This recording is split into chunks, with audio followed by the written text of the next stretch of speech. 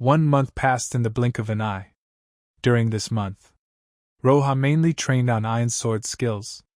Ain has reached the intermediate level of a great swordsman, which is considered the level of swordsmanship of most lieutenant generals. As for Stella, Roja focuses on the development of physical fitness and fruit abilities. However, what Roja didn't expect was that Stella's talent was surprisingly good. The ability to use the fruit has far exceeded Roja's expectations. Tina's strength is also several times stronger than before. However, Tina is not the third person, so no matter how strong Roja is, Roja will not let Tina play. Training course. By this time it was already crowded. Countless Marine soldiers gathered here. They all want to watch this game. After all, this kind of opportunity appears too rarely in ordinary days.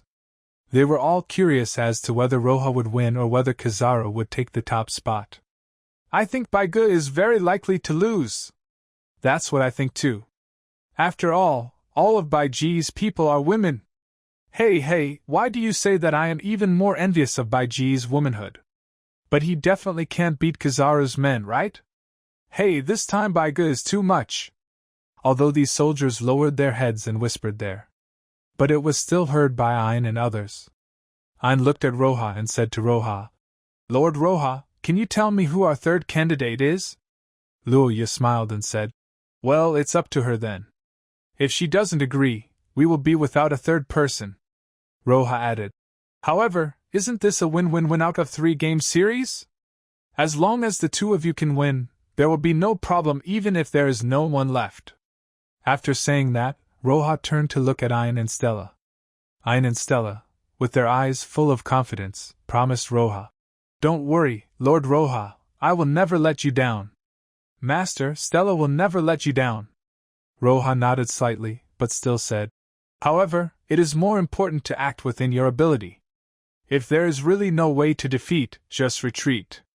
Hearing Roja's caring words, the two women felt their hearts suddenly warm. As time goes by, the time has come to 9 o'clock in the morning. It is already time for the competition to officially begin. Roja and Kizaru stood on the training ground, looking at each other. The sun was shining brightly, and the air was full of hot breath. General Beige, you look very confident. Yeah, I never do anything I'm not prepared for. Roja looked at Kizaru in front of him and said lightly. When Kizaru saw Roja, who was so indifferent, he curled up his lips and said, Oh, it's really good, but it's scary. So, General White Pigeon, who are you going to send out as your first person? Stella. As Roja's words fell, the surrounding crowd suddenly burst into boos. Stella? Is she the maid of General Baigu? How powerful can a maid be? So, Baigu is really too arrogant. It seems that the recent series of successes have made General Baigu too proud. Stella obviously heard the whispers of those around her. But she didn't have any words. Strength is the best explanation.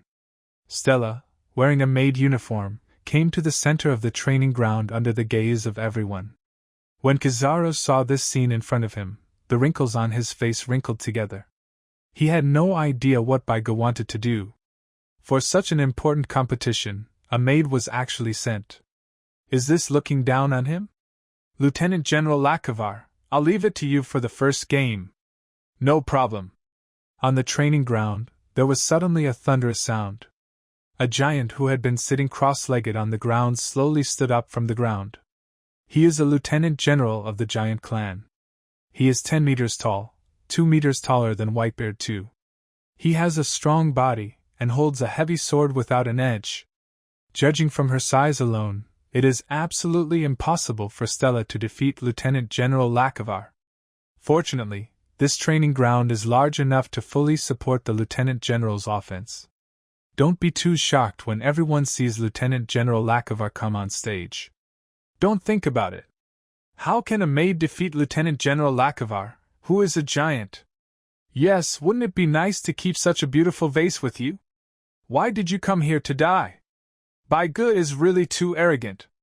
Lieutenant General Lakavar looked at Stella condescendingly, and said to Stella in a thunderous voice, Little girl, you are no match for me, you should just admit defeat, it would be bad if you get injured. Stella ignored Lieutenant General Lakovar and just looked at him expressionlessly, waiting for the battle to begin. When Lieutenant General Lakovar saw Stella, he made up his mind and just said, "Be careful, I won't let you go." Just as Lieutenant General Lakovar finished speaking, Warring States also announced that the competition had officially begun. "Take the move! Giant's heavy blow!" Lieutenant General Lakovar raised his fist high. The huge fist hit Stella quickly. The punching wind is fierce. Lieutenant General Lakovar's sleeves also made a whoosh sound in the air. "Hey, get out of the way! Are you blind? It's over. A flower is about to wither like this." Just when everyone's heart is about to hang, Stella's eyes suddenly lit up. "Rakshasa female form!" As Stella murmured, a jet-black aura suddenly bloomed from Stella's body. The aura enveloped Stella. The slender arms and slender thighs have turned into sharp blades. Stella, who was clearly wearing a maid uniform, gave off a mysterious and weird aura at this moment. This kind of breath makes people shudder in their hearts.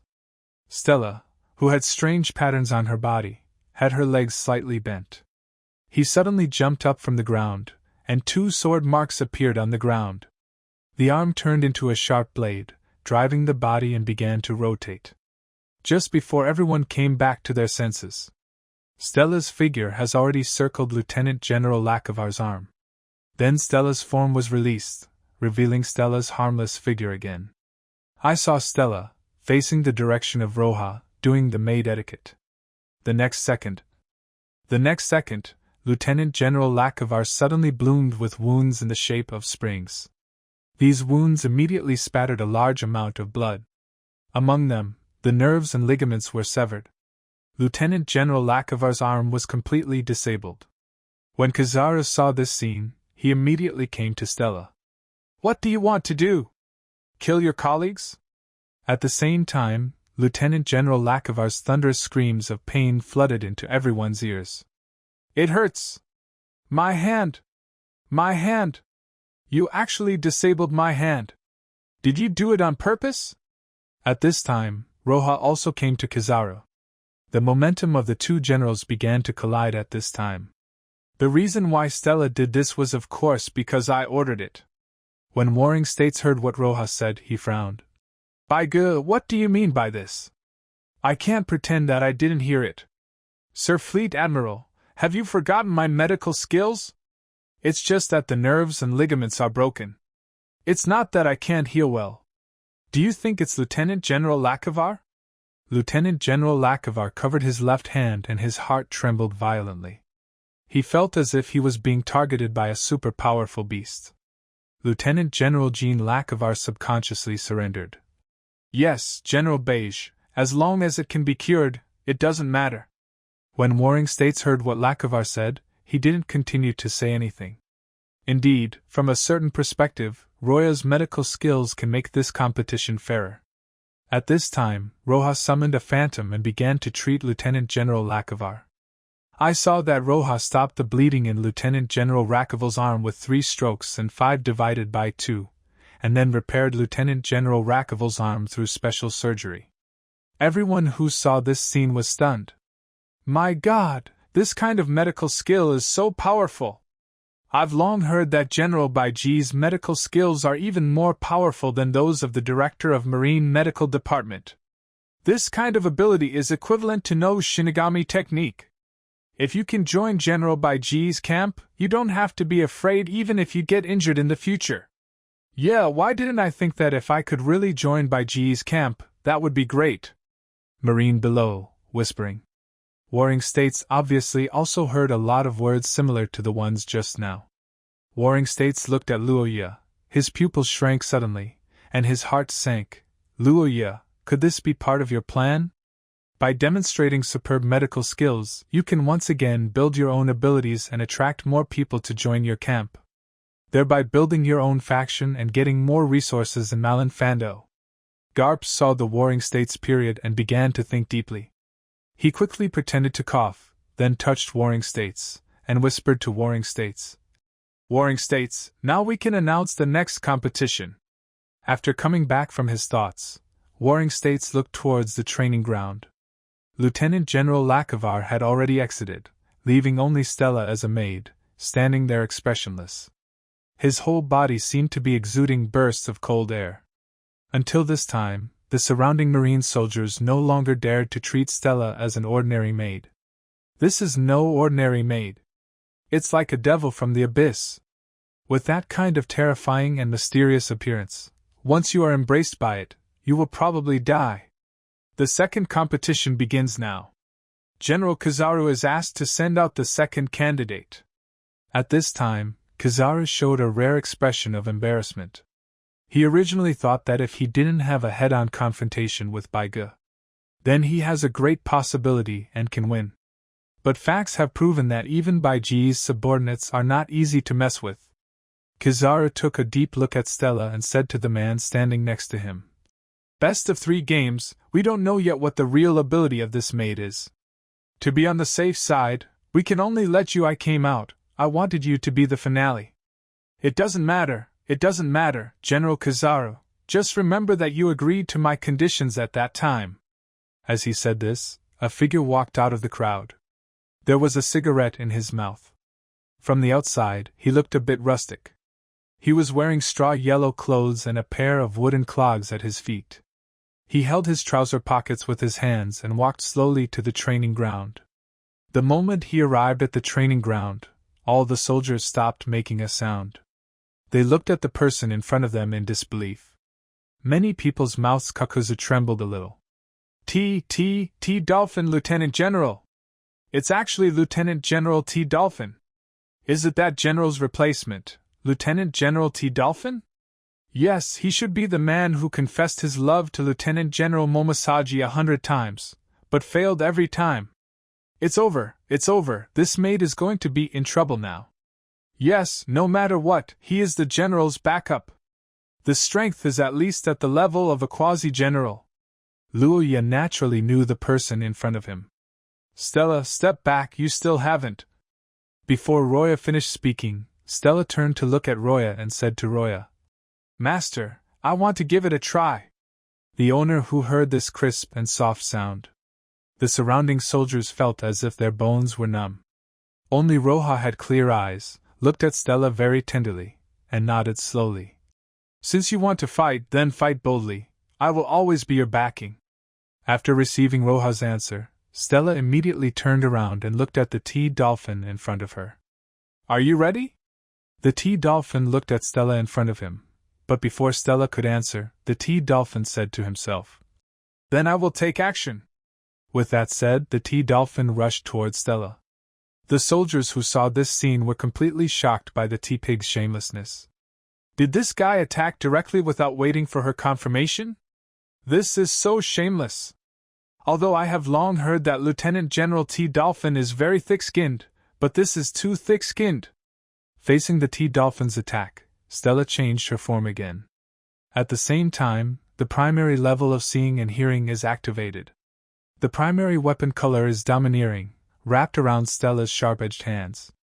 Blood song! As Stella murmured, she also acted like before. Stella rushed out like a whirlwind. Seeing Stella driving the cold sword wind towards him, the T-Dolphin didn't panic at all. Iron! I saw that the T-Dolphin's body suddenly took on a metallic color. Ding! Stella's sharp blade cut the T-Dolphin's body mercilessly. In addition to the echoing sounds in the training ground, there was not even a trace of a wound on the T-Dolphin's body. The power is good, but who made you meet me? As soon as the words fell, the muscles on the T-Dolphin's arms suddenly swelled, and the veins on them were entangled. Stella saw that the situation was not good, but did not retreat. Stella's right leg was suddenly lifted and kicked out. The sharp blade under her feet cut the air and slashed towards the crotch of the T-Dolphin. In Stella's eyes, there are only offenses and weaknesses. As expected, the T-Dolphin frowned and did not attack immediately. Instead, he used the paper painting, in the 6th form of marine. The whole body is like paper, floating towards the back lightly. He managed to avoid Stella's attack. I have to say that Stella's attack is very insidious, but I have to admit that it is very useful. Is this maid so powerful? He actually repelled the T-Dolphin, Lieutenant General. This is incredible! This is the general's backup. How could it be so easy to be defeated by a maid? The words of these soldiers still had no effect on Stella. Seeing the T-Dolphin retreating, Stella didn't hesitate at all. Like an arrow from the string, it rushed towards the T-Dolphin again. The sharp-edged arms bloomed with rich blood. This is like the shock wave of the Warring States period, and is one of the special attacks of the Rakshasa female form. The blood wrapped around Stella's arm, exuding the smell of blood under the sunlight. Stella is like a Rakshasa girl crawling out of the sea of blood in hell. He raised his arms high in an X shape and slashed towards the T-Dolphin. The thick blood and energy are intertwined, giving people a thrilling feeling. The retreating T-Dolphin frowned even more when he saw the scene in front of him. He said in disbelief, "Is this guy a lunatic? What kind of fighting method is this?" After a pause, a murderous intent flashed through Cha Do's eyes. "But you managed to make me angry!" Thinking of this, Cha Do's momentum suddenly changed. The body size began to increase dramatically, and two very exaggerated fangs gradually grew in its mouth. The length of the fangs alone can reach a terrifying 2 meters. It looks even more stout. It has appeared! The fruit ability of Lieutenant General T-Dolphin. Is it really going to show up? This appearance is too terrifying. Many soldiers who saw the power of the T-Dolphin fruit for the first time were stunned at this moment. Among the crowd, Momosaji came to Roha at some point and said to Roha, "The devil fruit of the T-Dolphin is the animal type, the pig fruit, the ancient species, the giant-toothed poisonous pig. Whether it is vitality or defense, they are all very exaggerated. It is very troublesome to get close. It seems that your little maid is in danger." There was a smile on Roha's lips, showing his gentleness. Many female soldiers who had been watching Roha were completely stunned at this moment. This includes Tina. Tina looked at Roha with an infatuated face at this time, but when she saw Momosaji standing next to Roha, an idea suddenly flashed in her mind. Is it possible that Momosaji has already joined Roha's camp? This guy is really fast. No, I must express my position as soon as possible. I can't let this woman fall behind too much. Momosaji didn't know what Tina was thinking in the distance. Instead, he said to Roha, "Aren't you afraid that your little maid will be hurt?" Hearing Momosaji's words, Roha smiled and said, "Injured? No way. I will save her before she gets hurt." Roha has peak domineering power, so he is not worried at all. Momosaji heard Roha's indifferent words and felt that Roha might have other confident abilities. He is unobtrusive, low-key and humble, treats his subordinates well, is powerful, and has strategies and ambitions. At this time, Momosaji had already made a decision in his heart. In the training ground, Stella was already expressionless, looking at the T-Dolphin in front of her that had turned into a giant-toothed poisonous thorn-haired pig. Judging from the appearance, the T-Dolphin transformed into a giant-toothed venomous thorn-haired pig. Its back is covered with barbs and there is purple-black liquid on it. It seems that it is the venom secreted from the body. The huge fangs represent its horror penetration.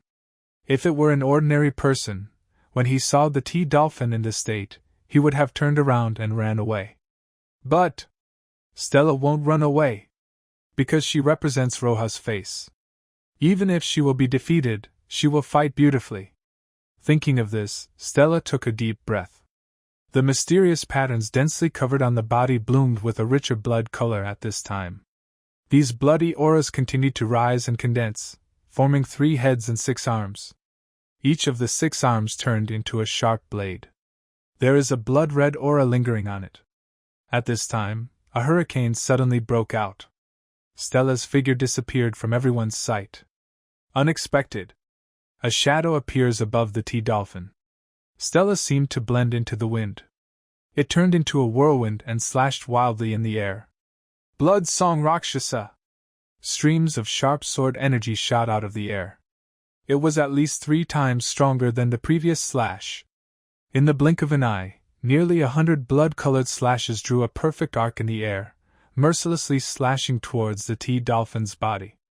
The T-dolphin transformed into a giant-toothed and poisonous thorn-haired pig, covering its fangs with armed domineering. His hind legs stepped hard and the ground cracked. The strong recoil made the T-dolphin jump into the air like a mountain of meat. The slashes that represented blood, killing, death, darkness, bloodthirsty, and brutality fell on the head like a giant wave. Boom! Just hearing a loud noise, the T-dolphin took all the slashes. But as if nothing happened, he rushed towards Stella in the sky with overwhelming force. This defensive power is too powerful. If I get hit here, I'm afraid I'll die immediately. Is this the strength of a general's backup? This mate is going to die. Up in the air. It is very troublesome to avoid it. Not to mention that the T-dolphin is a full blow. Yes, the T-dolphin is already murderous. Although this kind of murderous aura is very weak, Roja below can still detect it. Because, at the peak of his domineering power, he had foreseen that if he did not take action, Stella would die under the fangs of the T-dolphin. In the air, Stella only felt as if she was shrouded in death. In the pupils, the figure of the T-dolphin is getting bigger and bigger. She wanted to dodge in the air. But can't escape. There's no way to avoid it. It seems that I am about to die. Stella came back to her senses, feeling the approach of death, and slowly closed her eyes. Thinking back on my life, I feel like Mangekyo. But the happiest time is indeed when I am with my master. Master, maybe I am really going to die. Just when Stella murmured, Roja's voice echoed in Stella's ears. Hearing Roja's voice, Stella opened her eyes in surprise. What caught his eye was the broad back of his master. All the soldiers stared wide-eyed when they saw this scene in front of them. How did the white pigeon get up there? I just blinked in the blink of an eye. How come there is an extra person? This is a full-strength blow from the general. Is it really okay for Beige to be so careless?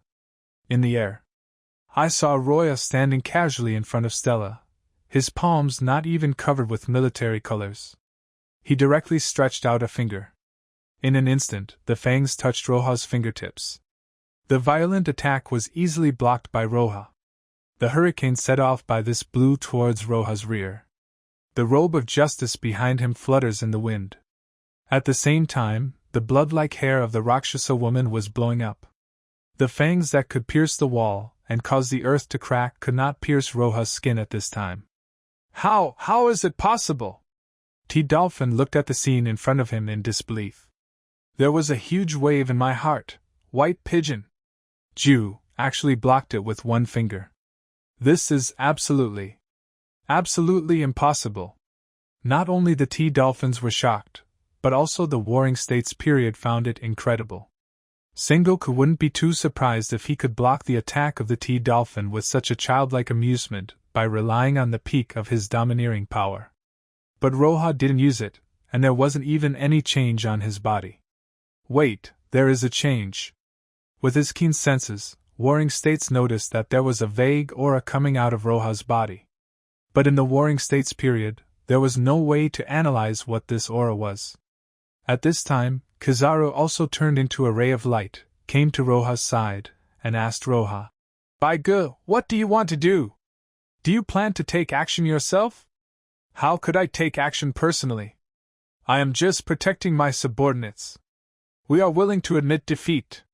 As Roja's words fell, Stella also released her Rakshasa form and transformed into a beautiful and lovely person again.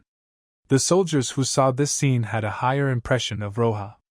After all, these actions of Roja showed that he is an extremely protective general. They knew very well what this meant. Many soldiers are thinking that if Roja can win this time, they will join Roja's camp. Invisibly, Roja's figure became even greater in the hearts of many soldiers. Warring States obviously also noticed what the soldiers were thinking. But he could only helplessly sigh in his heart. "Beige, are you planning to start building momentum? Are you planning to build another faction to compete with them for resources?" Although Warring States knew this, he had no idea what to do. Because the general trend is on Roja. Unstoppable. After hearing Roja's words, Kizaru breathed a sigh of relief. Everyone fell from the sky and came to the ground. Kizaru showed a slightly vulgar smile and said to Roha, "By Gah, now we have won one game each. Who will you send in the next game?" At this time, Cha-Do also laughed proudly, and said to Roha with a more vulgar smile, "General Beige, with all due respect, there should be no one among your men who is my opponent." At this time, T-Dolphin seemed to have found his confidence again. However, after hearing what the two people said, Roha's expression showed no panic at all. Facing the gentle smile, he looked at Kizaru and Olga with a smile, and said as if he was minding his own business, "Yes, then who should I send?" Ain looked at Roha from the side, and then glanced at Momosaji not far away, already having a guess in his mind. Time passed minute by minute. Sengoku, as the referee, also spoke at this time. "By good, if you don't send someone out, you will automatically admit defeat." As Warring State's words fell, many soldiers began to whisper. Sure enough, although General Beige is unparalleled in combat power, he still has too little background. It seems that this time, the scientific combat force will be taken away by General Kizaru. How about we vote for the neutral faction? The neutral faction led by General Kizaru has very good resources. Then Before Roha could finish speaking, a figure came out of the crowd. This figure is extremely tall, with a spider tattooed on his exposed slender legs. Far from diminishing the beauty of this man in the slightest. On the contrary, it is more attractive. The temperament is even more eye-catching. In this competition, I will be your opponent.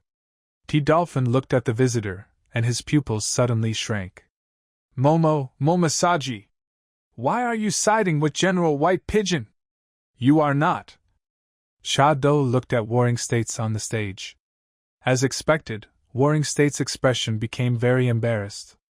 At this time, Kizaru also felt nervous. Subconsciously blurted out, "What is going on? Why does Momosaji appear on the stage?" Momosaji heard Kizaru's words, and said as if he was thinking of himself. "The main reason is that I have been unhappy with you for a long time, Lieutenant General T-Fish." The last few words of Momosaji are emphasized. Because the wretched man in front of her confessed his love to her 100 times, but she rejected him mercilessly every time. But it was still too disgusting, so she came to fight the T-Dolphins. However, is this really the case? The smile on Roha's mouth became even brighter. He knew that since Momosaji had already appeared on the stage, this competition was considered safe. In the training ground, the soldiers suddenly burst out with unprecedented enthusiasm compared to just now. Because compared to the T-Dolphin, Momosaji's popularity is obviously very high. Momosaji! Momosaji! Momosaji! Momosaji! Momosaji! Momosaji! Momosaji! Momosaji! Momosaji! The soldiers around him kept shouting Momosaji's name. Seeing this, Warring States looked very embarrassed and stretched out his hands, pressed them into the air, and then said in a low voice, "Now, the competition begins!" As soon as Warring States finished speaking, the T-Dolphin transformed into a giant-toothed poisonous thorn-haired pig, and the muscles on its body bulged. The body size of about 5 meters is several times larger. Then he rushed towards Momosaji with overwhelming force. When Kizaru saw this scene, he breathed a sigh of relief. According to his understanding, the strength of Cha-Do and Momosaji are almost the same, at most they are tied. No big deal, just think of other solutions. Momosaji looked proudly at the T-Dolphin charging towards him. Kiankiansa placed her hand on the hilt of the Jinpillo sword at her waist. "T-Dolphin, if you lose to me today, don't harass me in the future," Momosaji said to the T-Dolphin in front of the marine soldiers and senior officials. The T-Dolphin also showed a smile, but it looked funny no matter how it matched the current pig head. "I can promise you, but if you lose, you must accept my pursuit." Nausea! Momosaji didn't answer the T-Pig's question, but just said what he was thinking. Cha-Do was very thick-skinned and didn't care. Anyway, in his opinion, his strength is similar to that of Momosaji, and at best he can just maintain the status quo in a tie. But Momosaji doesn't think so. At this time, she was much stronger than before. Because the envelope that Luoya left behind when he first came to her contained the skills on how to advance to a high-level armed color. Momosaji is extremely eager to improve his own strength. Naturally, he accepted Roha's gift and joined Roha's camp. Because the value of this high-level armed domineering skill alone far exceeds the resources that the Dove faction has invested in her from the beginning to the present. Sword. Unsheath. The sound of sword sounds reached everyone's ears. High-end armed color domineering entanglement. It makes Jean Pilau even more severe. The sharp blade cut through the air, as if cutting out a ray of cold light. The cold light flickers, and it feels chilly. Draw your sword and kill! As Momosaji finished speaking, Momosaji slashed from top to bottom. This slashing attack incorporates the sword intent of a new supreme swordsman, coupled with the color of high-level weapons, accompanied by the sound of the sword. It penetrates the heart. The moment the slash appeared in everyone's eyes, the T-Dolphin realized the danger in it. Seeing and hearing the color is like a loud warning bell. Remind the T-Dolphin of the danger of this slash. How is this possible? With such a sharp slash, this guy Momosaji actually became stronger in such a short period of time. T-Dolphin's heart sank. Thinking of this, he roared, and the harsh pig roar filled everyone's ears. I saw that the poisonous stings on his back stood up, and the venom on them made people shudder. The whole body of the T-Dolphin shrank into a ball, spinning towards Momosaji. Pig King Clash! Appeared! Lieutenant General T-Dolphin's King of Pigs Clash! A skill that has both attack and defense power! In an instant, the two collided. Bang! The deafening sound made people's hearts tremble. The ground of the entire training ground was completely broken and extending outwards. Akiji, who was next to Sengoku, saw this and used Sha to come to the side of the training ground, the cold air from his body dissipating. The shattered ground outside the training ground was frozen, protecting the soldiers who were watching the competition. The sword energy is roaring and dust is everywhere. T-Dolphin clenched his teeth and covered his back with all his armor and domineering force, so that he could suffer as little damage as possible. However, there is absolutely no way to make up for the gap in armed color. The sword energy continued to erode the T-Dolphin's body, cutting the T-Dolphin's body bit by bit. The blood seeped out slowly at first, and gradually the wound became larger and larger, and then it spurted out directly, dyeing the ground red. Momosaji has a cold face, like an iceberg beauty.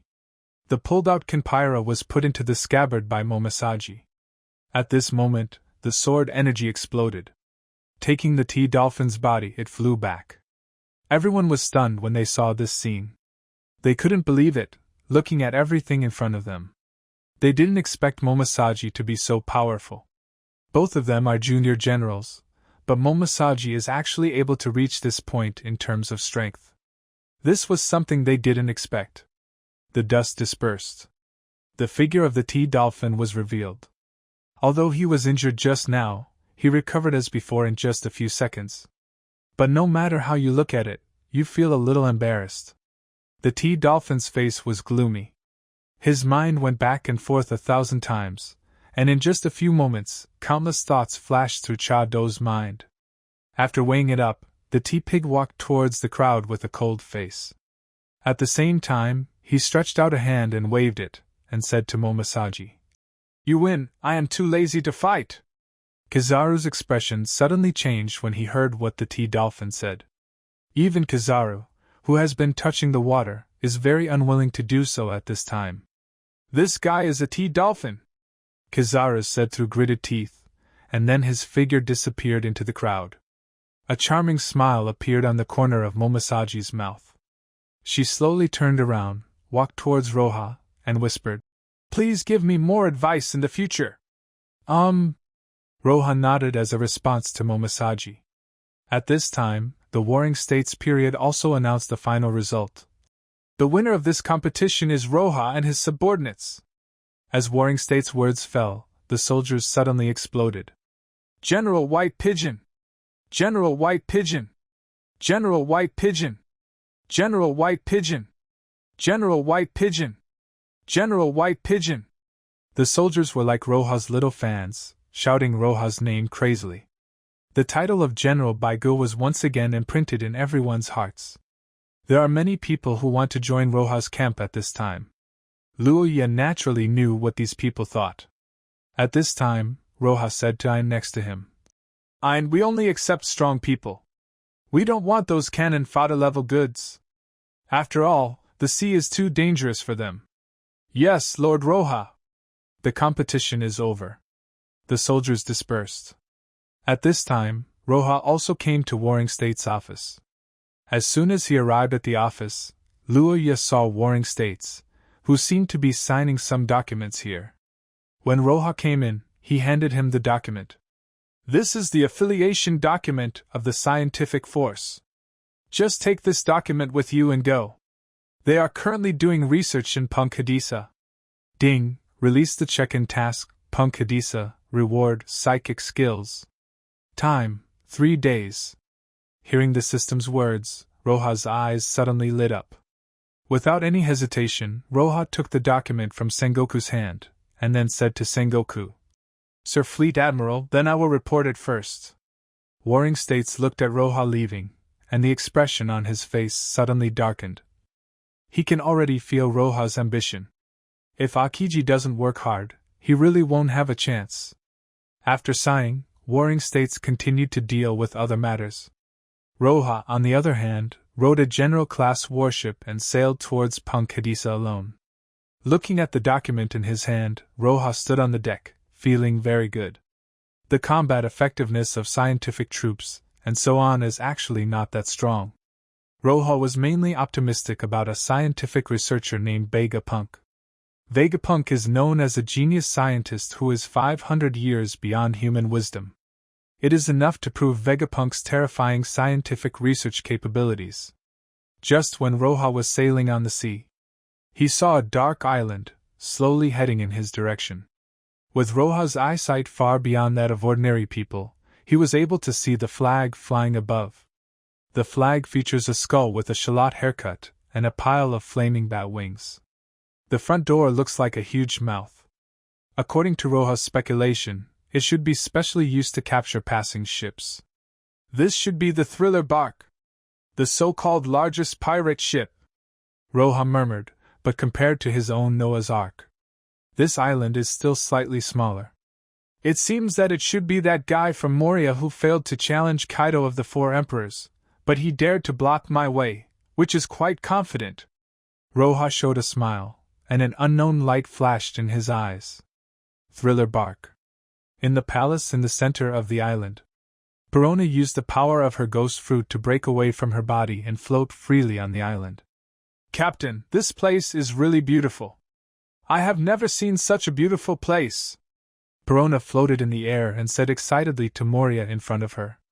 Moria looked at Perona in front of him and said with his signature laugh, He, Perona, it would be great if I met you earlier.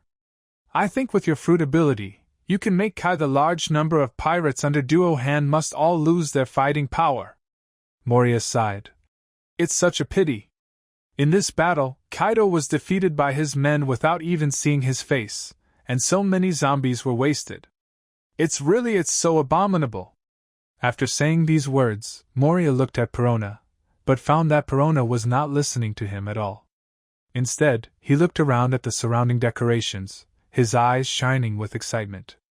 Speaking of which, your hobby is really hard for people to understand. You look so cute, but you like such dark things. Dark? Where is the darkness? It's obviously very cute, okay, but you really don't know how to appreciate it at all, Perona retorted. As Perona's words fell, Perona suddenly reacted. She looked next to her in shock, and saw a person she had never seen before, floating next to her. The words just now were obviously said by this person who suddenly appeared. Moria was also belatedly aware of this. He looked at Roha floating in the air in disbelief, and his heart suddenly swayed. Marine? How the hell did you get in here? Moria looked at Roha seriously. Once he figures out Roha's true identity, he will launch an attack and let the thief who sneaked in try what real power is. As for Roha's identity, Moria really doesn't know. Because of the thriller bark, no newspaper delivery birds are willing to come to this place. In addition, Moria has been preparing for the battle with Kaido during this period. Therefore, he had no idea that Marine had changed its generation. The general in his impression has become Fleet Admiral. Roha used the power of the talisman to float in the air with his arms folded across his chest. His body exudes a vague aura. Don't you know me? Roha was a little surprised. Logically speaking, most people in the sea should recognize my outfit. Why do these two guys show no sign of knowing each other? Could it be that they are really country bumpkins? At this time, Perona said to Roha, "Hey, you must be thinking of something bad in your mind. You have discovered this, so how about I give you a reward?" The corners of Roha's mouth rose. "As a reward for joining my camp, do you agree?" Arrogant. Too arrogant. Mariah's patience has completely come to an end with the sudden appearance of Marine in front of him. "No matter who you are in Marine! Since you dare to appear in front of me, don't even think about going back alive!" Moria felt ashamed and angry because of being defeated by Kaido. Someone happens to appear in front of him, so let's vent to him. If other people on the sea knew what Moria was thinking at this time. Whenever I think about it, I would give Mariah a thumbs up and say to Mariah, "Then you are great!" Roha just glanced at Moria lightly. The spiritual pressure on his body was like a terrifying beast, rushing towards Moria. In an instant, Mariah felt as if he had fallen into an ice cellar. My body was so frozen that I dared not move at all. Just a glance. Moria lost all her strength and did not dare to attack Roha. Even the terrifying pressure directly made Mariah kneel down in front of Roha. Moria's huge size, when kneeling on the ground. A relatively loud pop sound was made. Perona was very shocked, looking at the scene in front of her. With her lips slightly parted, she no longer knew what to say. "What's going on? Captain, why did you just kneel down?" Perona's words fell on Mariah's ears. Moria wanted to resist, or even just wanted to make a sound, but there was no way to do it. He just felt that his internal organs were being dislocated under this spiritual pressure that was like Conqueror's domineering force. But under this huge pressure, the sound couldn't come out at all. Not to be messed with. You absolutely cannot mess with him. The strong desire to survive made Moria take advantage of the situation and kneel down directly to Roha. Boom! Moria's forehead hit the ground directly. The ground was shattered, and blood seemed to be oozing out. This is undoubtedly the first time for Roha to see such a sincere kneeling. Ever since, Roha relaxed a little. Moria only felt that the Conqueror's domineering pressure on him suddenly relaxed. Let Moria feel a little more comfortable. Then Moria also hesitated, without any hesitation, and said to Roha, "Although I don't know who you are, your target should be Perona. Just take him away. All I want is spare my life." I have to say that Moria's face is really thick. The desire to survive is also really strong. Roha looked at Perona and said to Perona, "Perona, you should have heard it, right? Your captain no longer wants you, so just follow me?" Roha is really optimistic about Perona. Of course, it's her ability. The ability of the ghost fruit is simply not too buggy. Except for Usopp, who is naturally a pessimistic man. It will have more or less effects on other people. Just imagine if you are fighting with some people of the same level. Then let Perona use the ghost fruit to sneak attack, even if it only causes a second of delay. It can also influence the outcome of the battle. Don't be too powerful with your fruit abilities. Perona herself obviously did not expect that Moria could be so shameless. My heart suddenly became angry. I couldn't wait any longer. Thinking of this, Perona said to Roha, "Okay, I promise you, but where is my body? Let's go there first." Roha looked at where Perona was pointing and fired a finger gun. The finger gun that reached its peak showed its power at this time. The so-called wall, under Roha's finger gun, was like tofu dregs, penetrated directly. Perona's pupils shrank suddenly. She screamed subconsciously, "Be careful with my body! Don't worry, I have always been very confident in my own control." With that said, Roja, who was floating in the air, passed through the cave in the wall and flew towards Perona's position.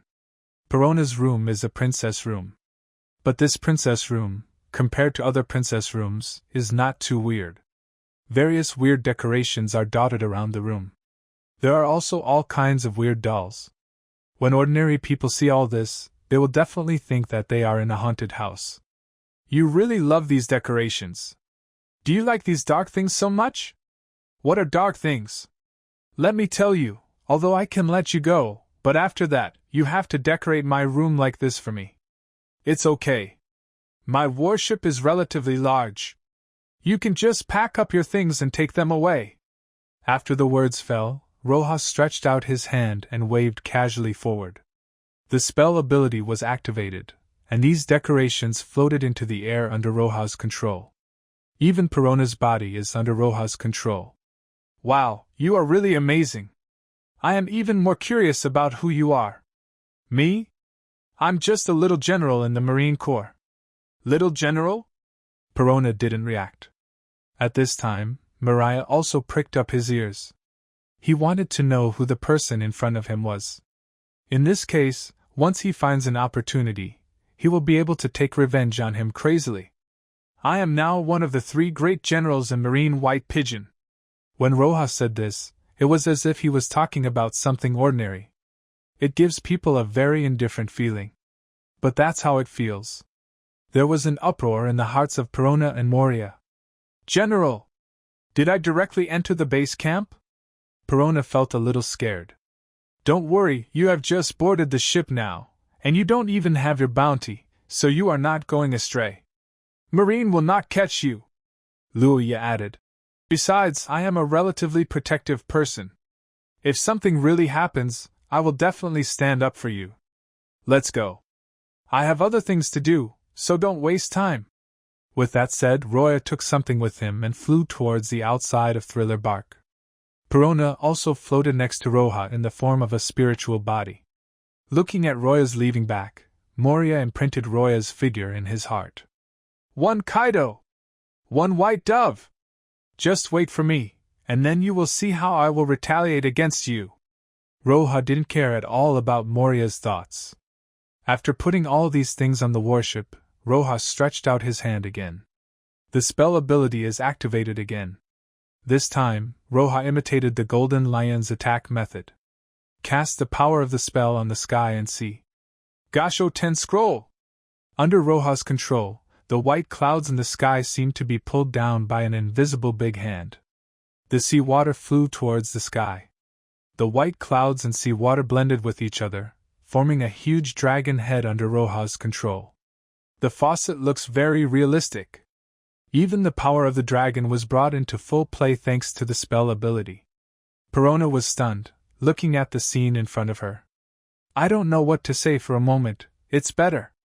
Roja waved his hand casually, and the dragon head was under his control, rushing towards the Thriller Bark. At this time, Moria just came out of the palace. Then I saw the huge dragon head formed by white clouds and sea water, smashing down from the sky. Life or death, Perona, let's go. Ah? Oh. Perona has not yet recovered from the scene in front of her. She didn't expect that the man she followed because of her anger actually had such a powerful power. The dragon head formed by the Gasho Temaki seems to have taken a bite directly in the middle of the Thriller Bark. This so-called largest ship in the world was cut into 2. Her old captain didn't know if he could survive this attack. Anyway, she decided in her heart that she was sure about Luoya's thigh. At this time, Roja was in a very good mood. After all, I found a very interesting woman. The fruit ability is also very buggy. If used well, this can be a huge killer. Even with this level of loyalty, it still needs to be suppressed. Thinking of this, Roja took a deep look at Perona. Perona was stared at by Roya. I just feel like all the secrets in my body have been exposed. Subconsciously, I wanted to change the subject. Captain, where are we going now? Punk Hadisa. Roya answered Perona's question, and then used the 100-turn phantom again, letting her control the warship and sail quickly towards Punk Hadisa. Punkadsa. In a laboratory that is kept strictly confidential by layers of personnel. Caesar Kulang looked at the reagent bottle in his hand with a strange smile on his face. Boo boom boo, finally completed, my masterpiece. In this way, I can surpass Vegapunk and become the most genius scientist. Just as Caesar finished speaking, a voice sounded from behind him. What are you studying? Vegapunk's voice suddenly sounded behind Caesar. Caesar was so frightened that he immediately turned around and put his hands behind his back. Want to hide your own reagents? Well, I haven't studied anything, it's just. Caesar's eyes were a little erratic, and his brain began to work crazily. What kind of use should he find so that Vegapunk could believe it? It's just that Vegapunk, a top genius scientist who is 500 years older than human beings today. It was easy to see the little ones in Caesar's heart. Without the slightest hesitation, Vegapunk said to Caesar, "From now on, you are fired! Hurry up and pack your things and leave this island." After saying that, Vegapunk turned and left. It was as if he had never put Caesar in his eyes. It was Vegapunk. This disdainful attitude immediately aroused the anger in Caesar's heart. The anger that had been building up in Caesar's heart for several years finally burst out at this time. Vegapunk! You must be afraid that you will be surpassed by me. That's why you want to run against me. That's why you will expel me from the scientific research team. Caesar was in the laboratory, looking crazy, hunched over, and blood-red threads appeared in his eyes. Wow, just wait for me. Before I leave, I will definitely give all the scientific research troops a huge gift. Boo-hoo! Boom! Boom! Caesar's weird laughter echoed in the small laboratory where he was. He began to follow the production method in the reagent just now and began to manufacture in large quantities like crazy. He plans to build a super huge gas bomb to destroy the entire Punkadesa. While making it, he was still mumbling words. I heard that today, Marine will send General Baigu to receive the scientific troops. If by then my poison gas bomb can kill Baigu, then when the time comes, as long as I publicize it, I think all the pirates in the entire Great Waterway will be shocked by my scientific research ability. They will all come in droves to buy my gas bombs, and then I will be put on the altar. Roja didn't know about these things. Anyway, there are still 2 days left. In terms of time, it is definitely enough. So, Roja lay on the sun lounger and enjoyed the warm sunshine. At the same time, he closed his eyes and said to Perona, Train your fruit ability well. If your fruit ability is developed well, it will be a great help to me. Snort. Perona floated next to Roja, pouting her lips and looking aggrieved. Turning her eyes, Perona used negative ghost on Roja. This kind of thing is useless to me. Roja, who possesses the pinnacle of domineering power, saw Perona's movements as early as 5 minutes ago. So it was easy to hide away. After giving Perona a big stick and a jujube education, Perona was completely obedient. Warships sail at high speed on the sea. In a blink of an eye, Roja arrived at the sea area of Punkadsa. At this time, Caesar had withdrawn from the scientific force. But before leaving, he left them a big gift. However, now is not the time to detonate these gifts. He wanted to go to the port and see the white doves coming to the island. Then he will destroy this island with his own hands. Caesar was a little excited when he thought of this. The laughter echoed on the island again. Many people living here felt a little chilly when they heard this laughter. Looking at Caesar, he seemed to say, I'm afraid you are a fool. He didn't care about the crowd's gaze anyway. In Caesar's eyes, these people were already dead. Arriving at the port, Caesar happened to see a warship and slowly sailed into the port. Roy jumped off the warship. The moment he jumped down, Roja's keen 5 senses noticed Caesar's presence. After all, it was really hard for Roja not to notice such a scorching gaze. A few seconds. Roy guessed what happened on this island. If nothing else, Caesar must have been fired from Vegapunk. Then prepared to detonate the poison gas bomb and let this island be shrouded in poison gas. Thinking of this, Rohan narrowed his eyes slightly. What's wrong? Captain? It's okay, I just discovered something interesting. Ever since she was severely punished by Roya, Perona has become very well behaved. Even the title changed to Captain. At this moment, the system's electronic sound echoed in Roja's mind. Ding! Congratulations to host for successfully signing in and receiving the reward, Spiritualism.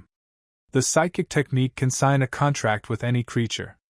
After signing the contract, as long as the psychic technique is used, the contracted person will appear next to the host no matter where he is and will absolutely obey. Hearing the electronic sound of the system, a smile appeared on Roya's lips. In this case, he would use his clone to go to Fishman Island and then sign Hailong. Once there is something urgent, you can also help. Let's go, Perona. Yes, Captain, it's just that my body remains in the cabin of the warship. It doesn't matter, right? Don't worry, I left a phantom on the ship.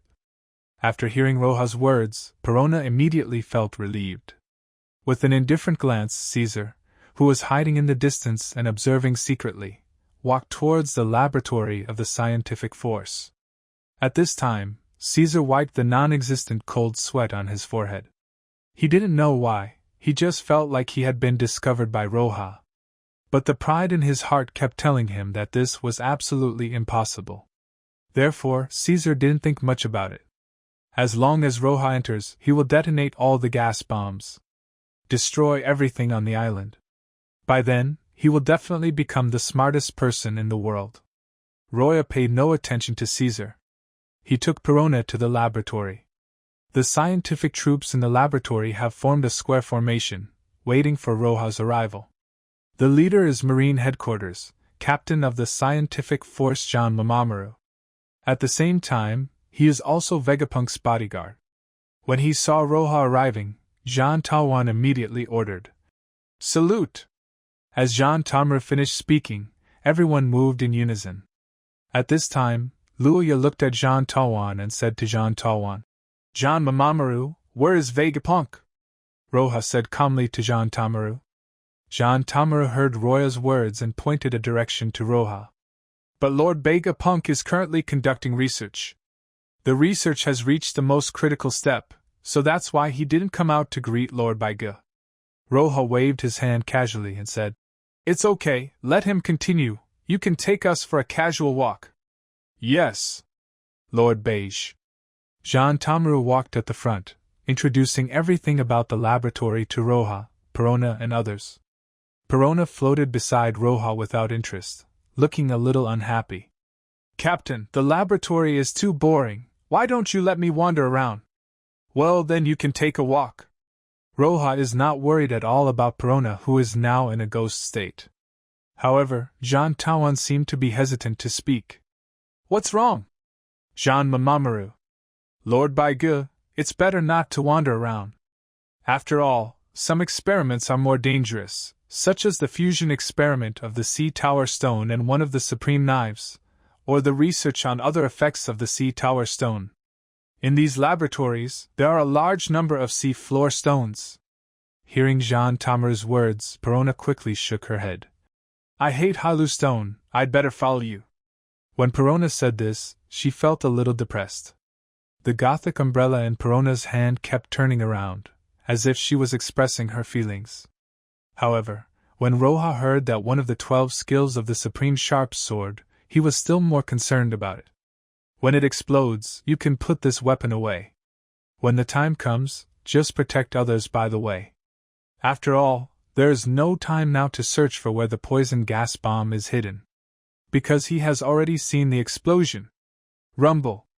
As if to verify Roja's idea, the poison gas bomb completely exploded at this time. The ruthless Caesar placed these bombs in the most vulnerable and easily collapsed places. In an instant, gunpowder smoke filled the air and explosions sounded one after another. The terrifying poisonous gas also began to spread in the laboratory at this time. Outside the laboratory, Caesar listened to the deafening explosions and felt the constant vibrations of the ground. The expression was unprecedentedly ecstatic. "Die! Die! Let me die! I am the smartest person in this world!" Caesar couldn't control his expression now. Laughing crazily, he walked towards the ship he had prepared with unprecedented excitement. He plans to leave the island. As for what will happen to the island, he will come back in a few days to see. In the laboratory, Jean Tawan watched a large amount of dust falling from the ceiling, and his heart suddenly became suspended. No! The laboratory may collapse at any time. We must take the lead in protecting Mr. Vegapunk. Concern leads to chaos. Jean Tamaru even planned to rush over like this. Hey, do you want to die? You don't even wear full-body protective clothing and you just rush in. I'm afraid you won't die. Luoya stretched out his hand to stop Jean Tawan behind him. Yes. But Mr. Vegapunk is still in the laboratory. According to his character. Just leave it to me, and you start evacuating the people in the laboratory.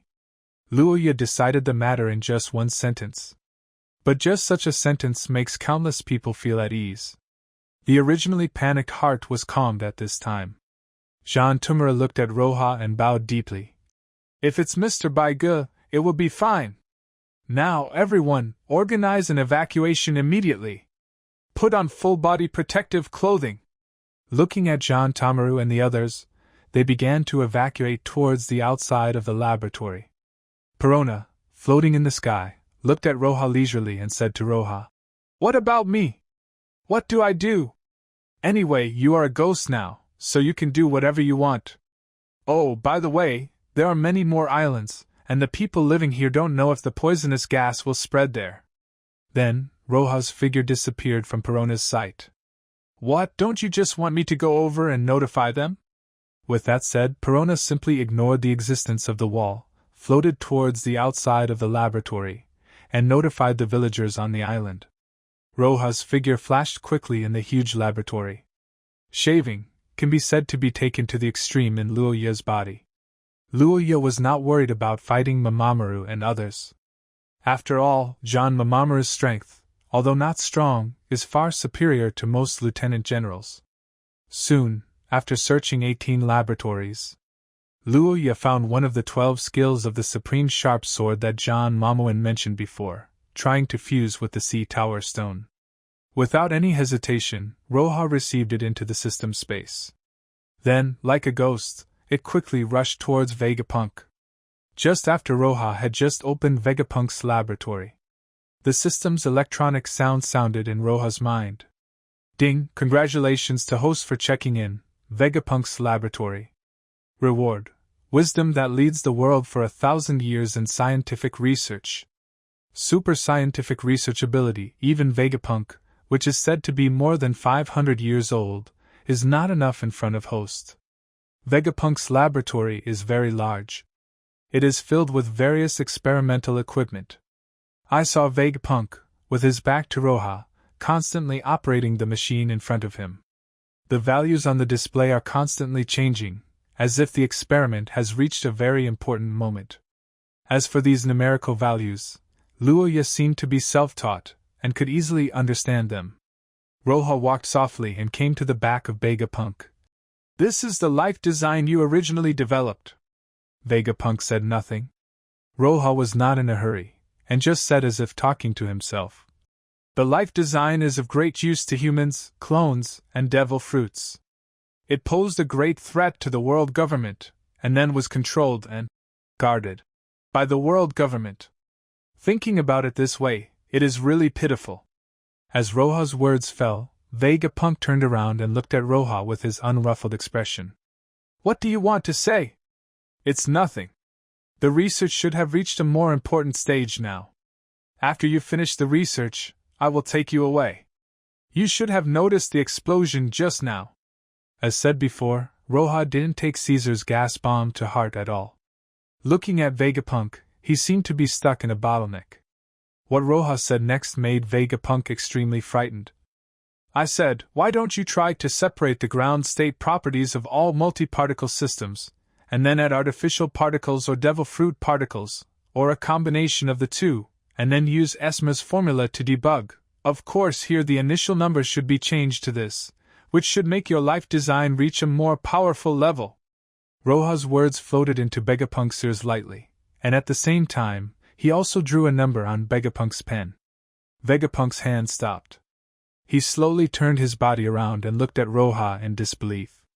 Because of these words, he woke up instantly.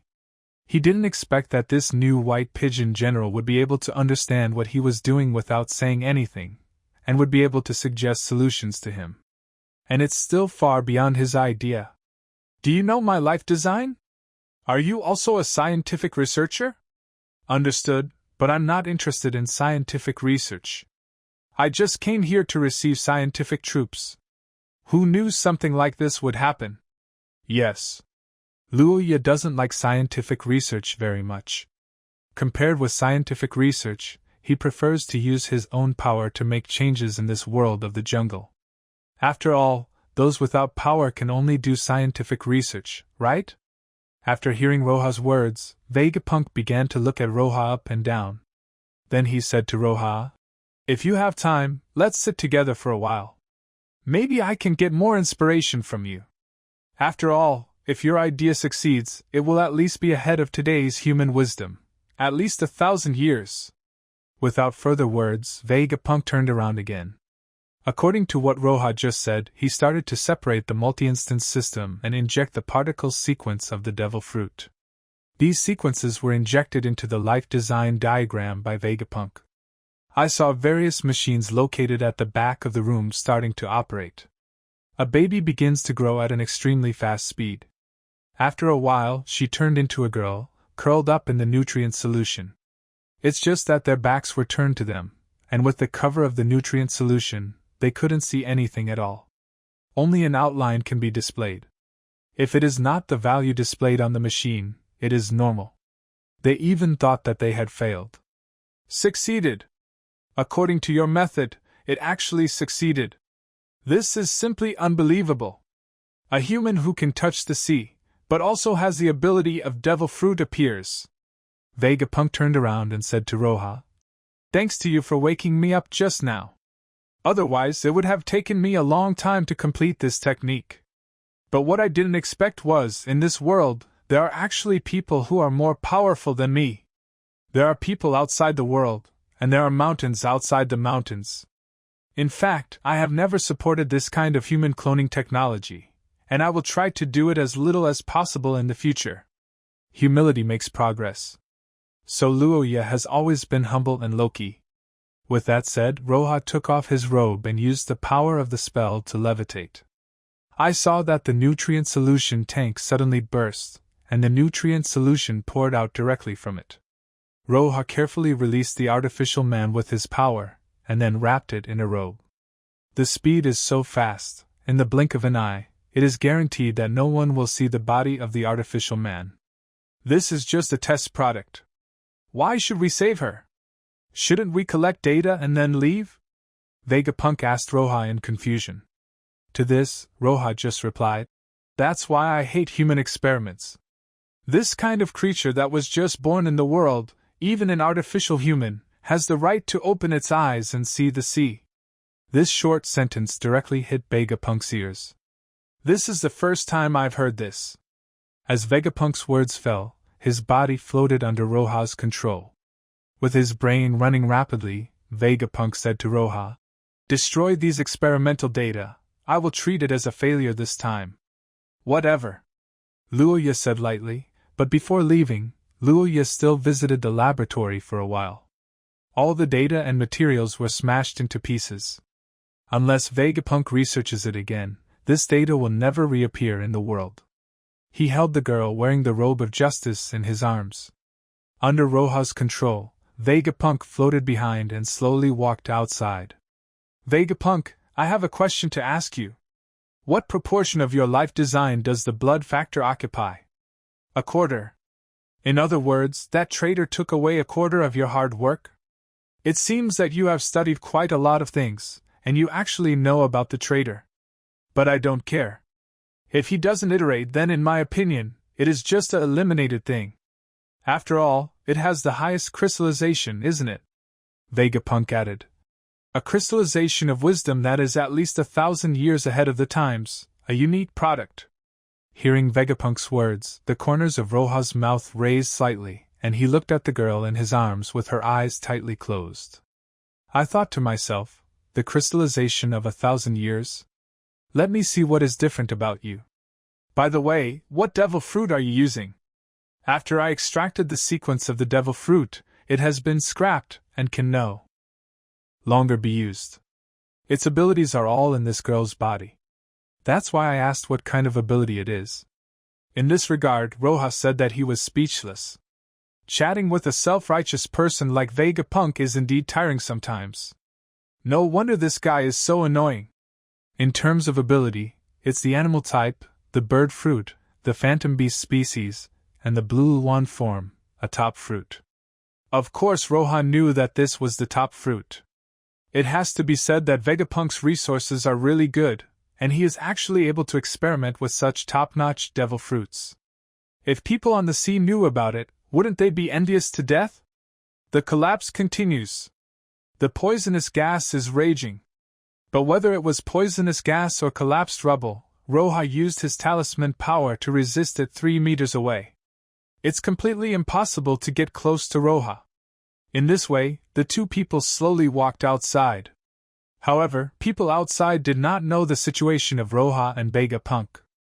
Under Jean Taowan's excellent command, most of the scientific researchers in the laboratory escaped. They were outside, watching the experiment continue to collapse. But Luo Ye didn't come out for a long time, and his heart was hanging uncontrollably. General Beige, everything should be fine, right? Jean Tamara turned around and looked at Perona floating in the air next to him. However, Perona is very angry now, her lips are pouted, and her face looks full of anger. He said angrily, "That guy definitely can't die."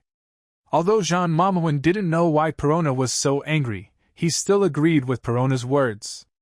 Because he is the White Pigeon General! Just when everyone was feeling very nervous, a fire dragon flew over from a distance. Jean Tamer frowned and said subconsciously, "Oh no, the huge fire dragon created by Mr. Vegapunk seems to have gone berserk. The huge roar of this aura here is an artificial creature created by Vegapunk to guard this island, and it can adapt to any environment. However, due to the poisonous gas, the fire dragon apparently went berserk. In other words, this fire dragon's brain, which was not enough in the first place, is almost gone at this time. It can be said that the word destruction is all that comes to mind." The fire dragon flapped its wings and roared in the sky. Deafening roars poured into everyone's ears. "Aw, this sound is too harsh." Perona was originally angry because of what happened just now. Now the appearance of the fire dragon directly made Perona very angry. It's scary for a beautiful girl to be angry. I saw Perona pointing at the fire dragon. A negative ghost with a sausage mouth rushed towards the fire dragon. It's impossible. This kind of attack, which seems to have no offensive power at all, can't possibly break the fire dragon's defense. This guy is rough-skinned and thick-bodied. He must have extremely penetrating attacks to be effective. I'm afraid this will anger the fire dragon even more. Jean Taowan and the surrounding scientific researchers felt very uneasy when they saw what was happening in front of them. They are not combatants in the scientific force, but real scientific researchers. There is no fighting ability at all. If the fire dragon really rushes towards them, they can only rely on others. When Perona heard everyone's words, she rolled her eyes, then lay down and floated slowly in the air. Then he stopped talking to the fire dragon. I saw the negative ghost rushing into the chest of the fire dragon easily, and then passed through it. It looks very relaxed. The corner of Jean Taowan's mouth twitched, and because of the nervousness, his hand unconsciously clenched his giant axe tightly. It would be bad if Perona's actions attracted the fire dragon's attention. Because Jean Mamamur himself didn't have the confidence to defeat this fire dragon created by Vegapunk. However, what they didn't expect was the moment when the negative ghost passed through the fire dragon. The fire dragon's blood-red eyes instantly turned extremely gray, and the entire dragon seemed to become extremely depressed. Landing on the ground, Def pulled his head, and the red wings behind his back were dragging feebly on the ground, looking as if he was in despair. Everyone who saw this scene in front of them opened their mouths unconsciously. He looked at everything in front of him in disbelief. Is this the strength of Adjutant General Baige? This is too terrifying. I feel like an adjutant is better than Jean Mamoru. It's really amazing. Those scientific researchers kept talking. It seemed that he completely ignored Jean Mamoru, who was standing next to him. In the laboratory, Roha directly used the power of the spell to move the boulder in front of him. When he was about to go out, Roha put Vegapunk down from the air. Vegapunk looked at Roha's back. He couldn't see through the man in front of him at all, because the man in front of him felt so mysterious to him. The ability to levitate people, coupled with that terrifying brain, and its scientific research capabilities. There are so many things that Vegapunk feels. And these abilities, if they appear casually in other people, can make a name for themselves in this sea. Not to mention, according to Vegapunk's understanding, Roha also has other abilities. This guy is really terrifying. Vegapunk thought in his mind. After walking out of the laboratory, Roha saw the fire dragon not far away and felt that his whole body had lost its vitality. Thinking of the sign in reward this time, Roha held the girl in his arms and came to the fire dragon. As soon as he got close to the fire dragon, with Roha's ability to communicate with all things, he heard the fire dragon's whisper. I'm just rubbish, I'm just rubbish, I don't deserve to live, I don't deserve to live. After hearing these words, Luoya knew who did it without having to think too much. He held the girl in his arms with one hand. Roha stretched out his right hand, and the peak sword power of the great swordsman condensed in Roha's hand. Woodhouse-style cut. Roha mercilessly drew a blood mark on the fire dragon's body. Of course, compared with the fire dragon, this blood mark is equivalent to a person being bitten by a mosquito. The activation of spiritism requires blood, and blood must be used as a medium. Then, Roha used the power of the spell to make the blood float in the air. Then he came to the front of the fire dragon, stretched out his hand and placed it on the head of the fire dragon, and activated the psychic technique. I saw small characters like fly script appearing on the body of the fire dragon, forming a contract that was slightly larger than a palm by 3 circles. Then the fire dragon's own blood dripped down, plus Roha's own blood. The blood contract is completed. The so-called channeling process, the first key to blood channeling is blood. Because the contract signed with the psychic is a blood contract, blood must be used as a medium to let the psychic know who is calling him, and the person who signed the contract is in the blood. There is blood on the deed. Therefore, blood psychics will bleed before channeling, using this as a medium to summon psychic objects. That's right, it wasn't until he obtained the psychic technique that Roha knew that this psychic technique, like Wood style and 8 Gates Dunjia, came from the Hokage world. After the signing was completed, Roha asked him to leave directly. Don't worry about it anymore. Vegapunk stood next to Roya. At this time, he couldn't even understand the meaning of Roha's actions just now. It was as if Roha's body was filled with a hazier fog, making it impossible for people to see through it no matter what. At this time, Jean Mamoru also saw Roha and Vegapunk. When he saw the two of them appear in his field of vision, he breathed a sigh of relief. That's great. Mr. Baige and Mr. Vegapunk are fine. Jean Tamaru came to Luoya and made a military salute to Luoya. Sir Beige, all the personnel in the laboratory have been evacuated and are now among the warships in the port. Roha nodded, then looked at Perona and said to Perona, Perona, how are the evacuation of the ordinary people over there? As soon as she heard Roha talking about those ordinary people, Perona felt angry. Perona floated to Roha's side, pouting her lips, looking pitiful, and said to Roha, Captain, they. Perona faced Roha and said aggrievedly, Captain, those unscrupulous people actually called me a ghost and ran faster than anyone else. Hearing Perona's words, many scientific researchers around could not help but chuckle. Seeing this, Perona rewarded each of them with a negative ghost. Negative souls passed through their bodies. Their hands were instantly on the ground, looking as depressed as ever. At this time, Jean Mamoru said to Roha, General Baige, most of the people on the island have been evacuated now. Are we going to evacuate? Well, evacuate and return to Malinfando. Yes, General Beige. Jean Tawan made a military salute and then began to issue orders. At this time, Perona came to Roja and said to Roja, Captain, where did this girl in your arms come from?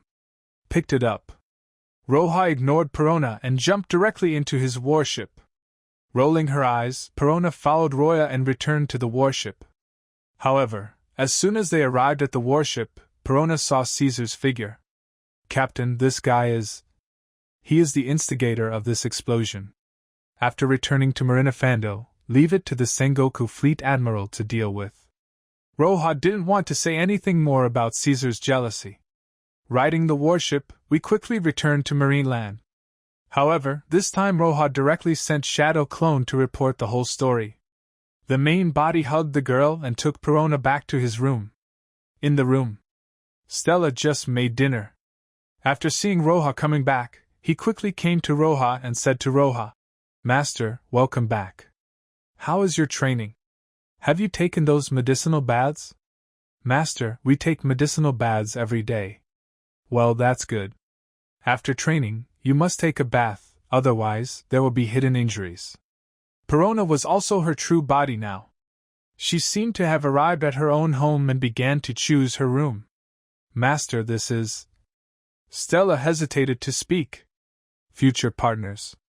Then this... Stella looked at the girl in Roja's arms again. In response, Roja raised the corners of his mouth and said softly, Family. Don't worry, Master, I will definitely take good care of him. Just as Stella finished her words, the girl in Luo Ya's arms slowly opened her eyes. When she just opened her eyes, she saw Roja's appearance. Roja's figure was imprinted in the girl's eyes, and she could only hear the girl murmuring, Dad. The sound was very soft, but now the room was surprisingly quiet. No matter how soft the sound was, it easily reached everyone's ears. Stella's mouth twitched subconsciously. She looked at Roya in disbelief, and said to Roja, Master, could this be your daughter? Seeing Stella's expression, Roja knew that Stella had misunderstood. In this regard, Roja used the words he said to fool Perona before and said to Stella again, I picked it up. Did he really pick it up? But no matter what, Stella knew that this girl was the happiest girl in the world. The girl blinked and saw green flames blooming from her body. The flames turned into wings on the girl's body, just like Qingwan. The terrifying momentum soars into the sky. Anyone who has reached a certain level of strength, everyone can feel this soaring momentum. This direction is General White Pigeon. What happened to General Baigu? How could he have such a terrifying momentum? Did something bad happen to you? In the highest office of Malinfando, Warring States stood in front of the huge floor-to-ceiling window, looking in the direction of Roja. What is that guy going to do when he bursts out with such momentum? Who knows, maybe I've found the secret to fruit advancement. Yes, after all, this feeling looks like a fruit awakening. Sengoku and Garp were discussing with each other there. But they had no idea how shocked Roja was at this time. In the room, Roja looked at the girl wearing a robe of justice flying in front of him. Even he could not hide his shock. If it weren't for everyone here being his own people, Roja would even want to silence him. After all, a newborn girl has reached awakening before she has even reached a day, just after waking up. If this news is released, it will definitely cause a huge storm on the sea. Even Roja will become the target of public criticism. After flying around in the room for a while, the girl might be tired, so she threw herself directly into Roja's arms. He even called Daddy. Dad, I'm hungry. The girl looked at Roja with her extremely pure eyes, and then looked at the food on the table.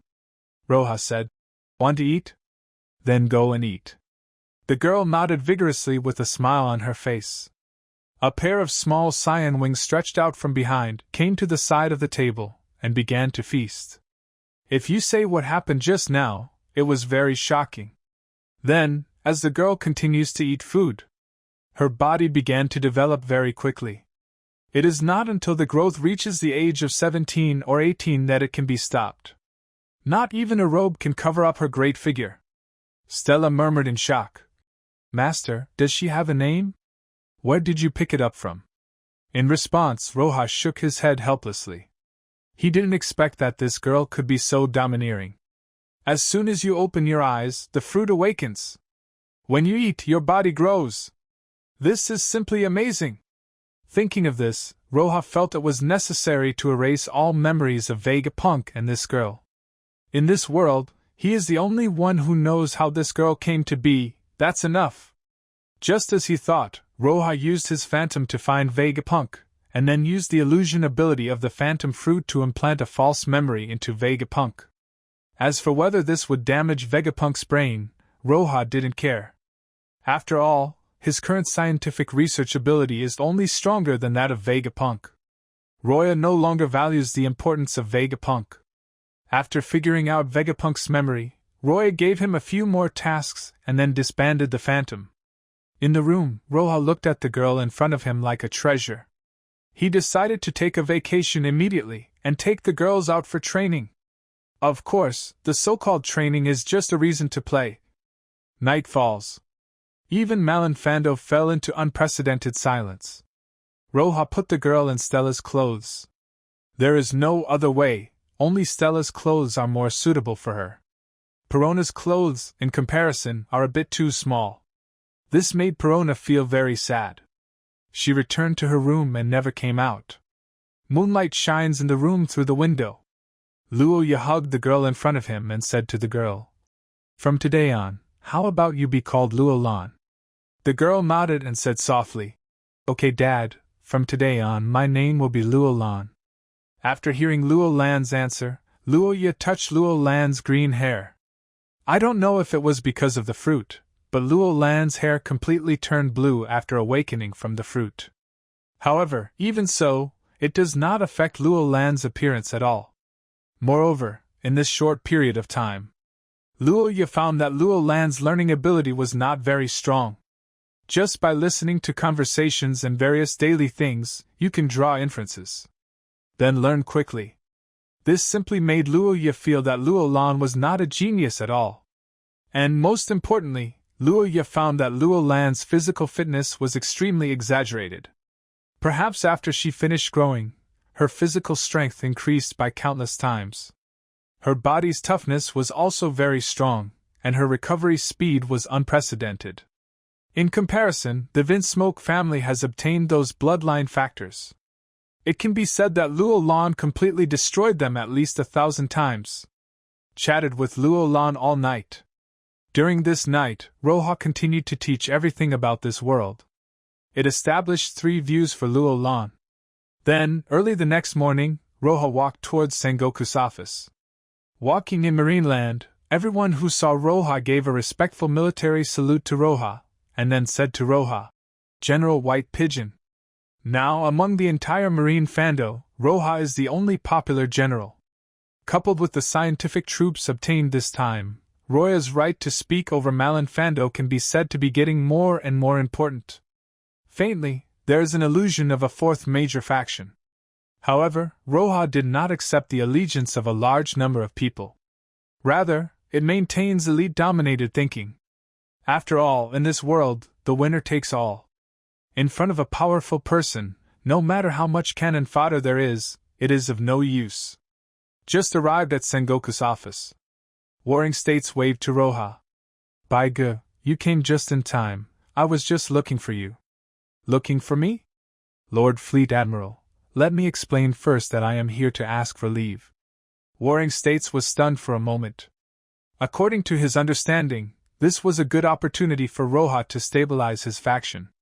"Why did you come here to apply for leave? How long do you plan to apply for?" Sengoku asked Roja. "Not much, just 4 months." 4 months. It is exactly equivalent to the shift period of a general. 4 months? What are you planning to do? Warring States asked Roja subconsciously. "In addition to catching pirates, I just want to exercise the strength of my men." Roja didn't hide anything and said directly to Warring States. Warring States thought for a moment, and then without any hesitation, agreed to come to Luoya's vacation. Then he said to Luoya, "Luoya, there is someone looking for you, and he is waiting for you in his office." Someone is looking for me? Roja didn't react for a moment. But it doesn't matter, just drop by and take a look when the time comes. After getting the approval for the holiday from the Warring States period, Luoya went directly downstairs and came to Lieutenant General He's office. As soon as he walked into the office, Luoya saw a beautiful figure rushing towards him. A very familiar face caught Roja's eyes. Kaya, why did you come here by yourself? Luoya was a little surprised. Didn't he say that if she contacted him, he would send someone to pick her up? Of course I want to give you a surprise. Kaya smiled and looked at Roya. However, Kaya's eyes turned red when she smiled. Faintly, you can see tears rolling in your eyes. It's great, I finally got to see you, Roja. Kaya hugged Roya tightly, which shows how deeply she missed Roya during this period. Lieutenant General he saw Kaya and shook his head. Since you know each other, go out and have a good chat. Don't show off your affection in the office of an old man like me, okay? Lieutenant General he looked at Roja. Because of Momosagi's betrayal, she can be said to be very unkind to Roja. Although Lieutenant General he said so, Luoya still had to do the etiquette. After thanking Lieutenant General Roja took Kaya and walked towards his room. Along the way, the Marine soldiers all looked at Roya and Kaya. His eyes were full of envy, jealousy and hatred. General Baigu, you are too powerful. Yes, there are really too many beauties around me. It would be great if I could also have a beauty of this level. It's just you, it's better not to be a toad and want to eat swan meat. Wait until you reach the level of white pigeon general. He ignored the gossip of the soldiers around him. Luoya said to Kaya, Kaya, you came at the right time this time. I am just about to lead the team out for training. I will teach you about medical skills when we set off. Kaya nodded vigorously, her eyes full of expectation. Well, it doesn't matter. As long as I can stay by your side, it won't be a problem to teach me any time. We arrived at Roja, where the general lived. As soon as the gate of opening hit, Luo Lan rushed directly towards Luoya. Dad, welcome back. In Luoya's arms, Luo Lan raised her delicate and pretty face like a swan and said softly to Roya. However, Kaya was petrified on the spot after hearing Luo Lan's words. The whole person froze there. At this time, Perona also walked out of the room holding an umbrella. He said to Roja, When shall we set off? Kaya saw the scene in front of her, pointed at Luo Lan, then pointed at Perona, and said to Roya, Roya, do you already have a child with her? Kaya felt a little dizzy. Her pretty face was rosy and hot as never before. It looks like you have a fever. Roja obviously knew what was going on in Kaya's mind. You are overthinking these things. I will explain them to you after we get to the warship. Perona's face was rosy at this time. She nodded subconsciously and explained to Kaya. You misunderstood. The captain and I don't have the kind of relationship you imagine. This time, Roja brought quite a lot of people compared to before. Luo Lan, Stella, and Kaya plus Luoya himself, there are exactly 5 people. However, these 5 people are still too few on a general-level warship. On the warship, Luoya explained to the girls the origin of Luo Lan. Of course, Luo Lan's true identity was not revealed. In today's world, no one except Roja knows this true identity. Recently, you have really put a lot of effort into training, so coming out this time is equivalent to a rest for everyone. Roja added, Of course, if there are pirates, you can also practice your skills and test your own strength. Yes, Lord Roja. Yes, Master. Okay, Roya. Yeah, I understand, Dad. Everyone replied to Roja. Admiral-class warships sail on the sea. When nothing happens, Roya is teaching Kaya medical skills and about the development of Luo Lan's fruit abilities. Although Luo Lan's fruit ability was awakened at the beginning, but there are no corresponding skills. In other words, it's like a person with a good physique can't fight. Therefore, Luoya is helping Luo Lan develop relevant skills. In this way, 10 days passed in the blink of an eye. Roja and the others also discovered the first pirate ship on the sea.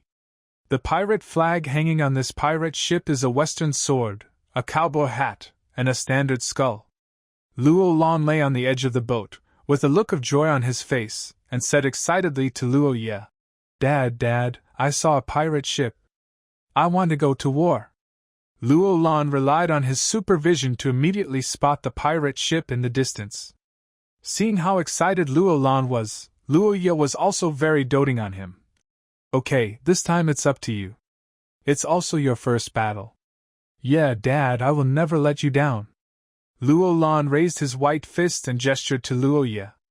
At this time, Kaya said to Luo Ye, Roya, is it too early for Luo Lan to fight? Hearing Kaya's words, Luo Ye rubbed Kaya's hair and said lightly, Don't worry, as long as she doesn't say she doesn't want her anymore. Her heart is very strong. I saw that the light gradually disappeared in Luo Lan's beautiful eyes. When she enters combat mode, she can remain absolutely calm. As Roya said. Except for Luo Ye, Luo Lan doesn't care about everything else.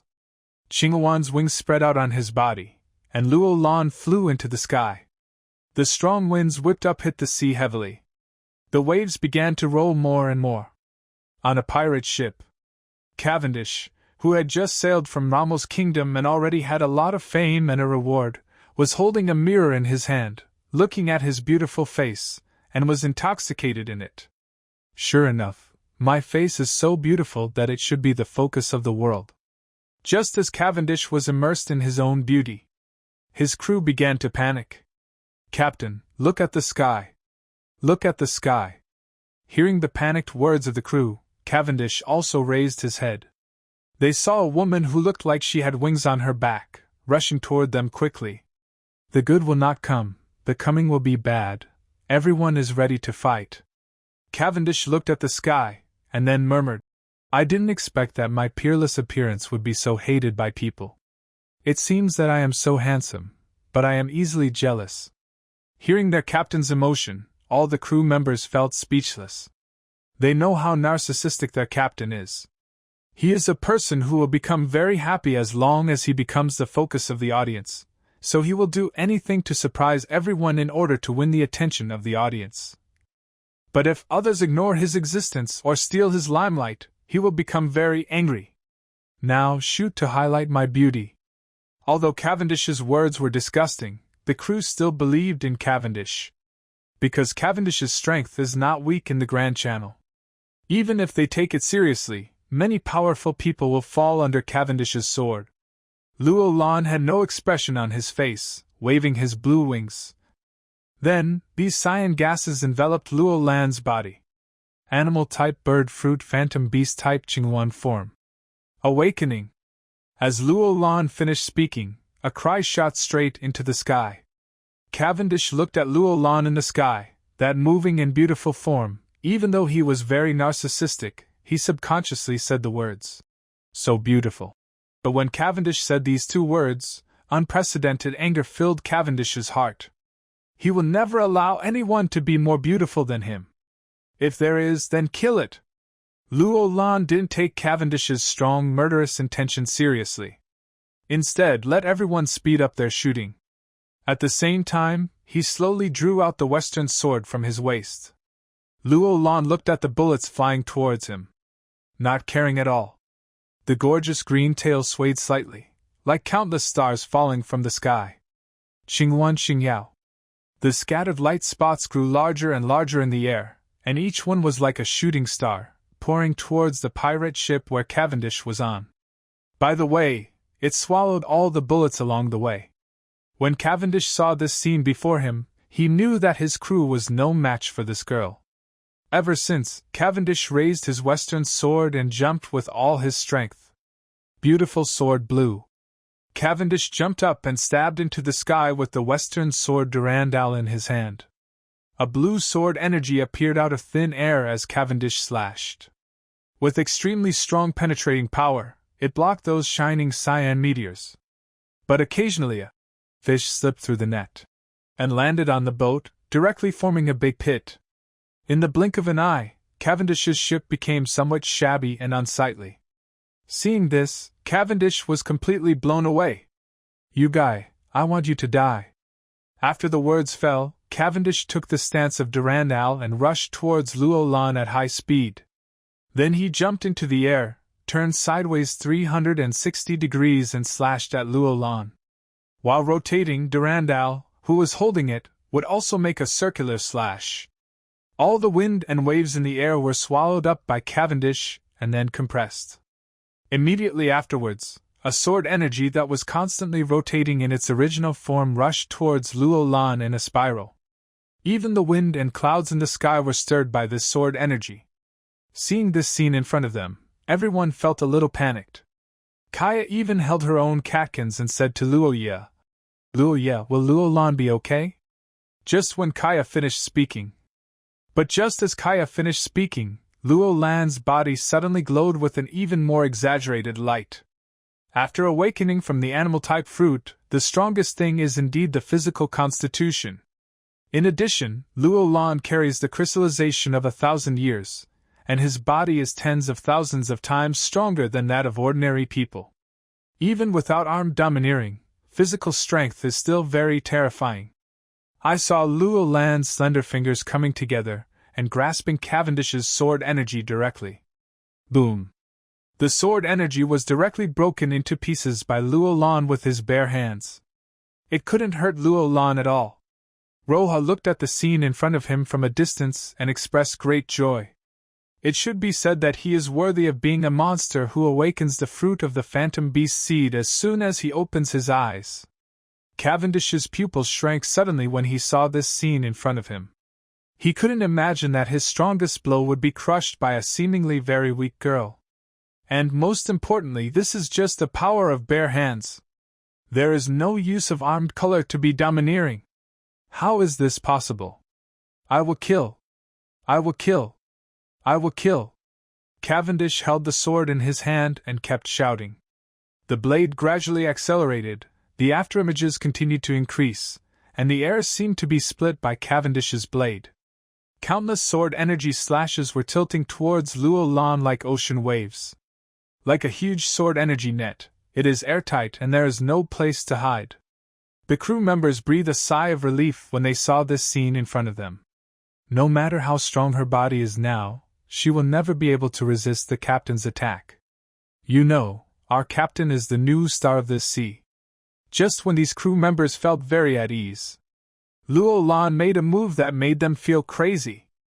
I saw the beautiful and dazzling blue wings behind Luo Lan, covering Luo Lan's body. Driving Luo Lan's body, like a bullet, it fell from the sky towards Cavendish's devastated ship. Any sword energy that landed on Luo Lan was bounced away. Splashing on the sea, it stirred up countless waves. The sea water continued to pour in, and Cavendish was already full of holes in the ships. Just when the hull was about to disintegrate, Luo Lan had already arrived in front of Cavendish. Let me give you another ride. Luo Lan had no expression on his face, and said softly to Cavendish. A cyan shock wave condensed in his hand, and then it was violently struck towards Cavendish's abdomen. Strike like lightning! Boom!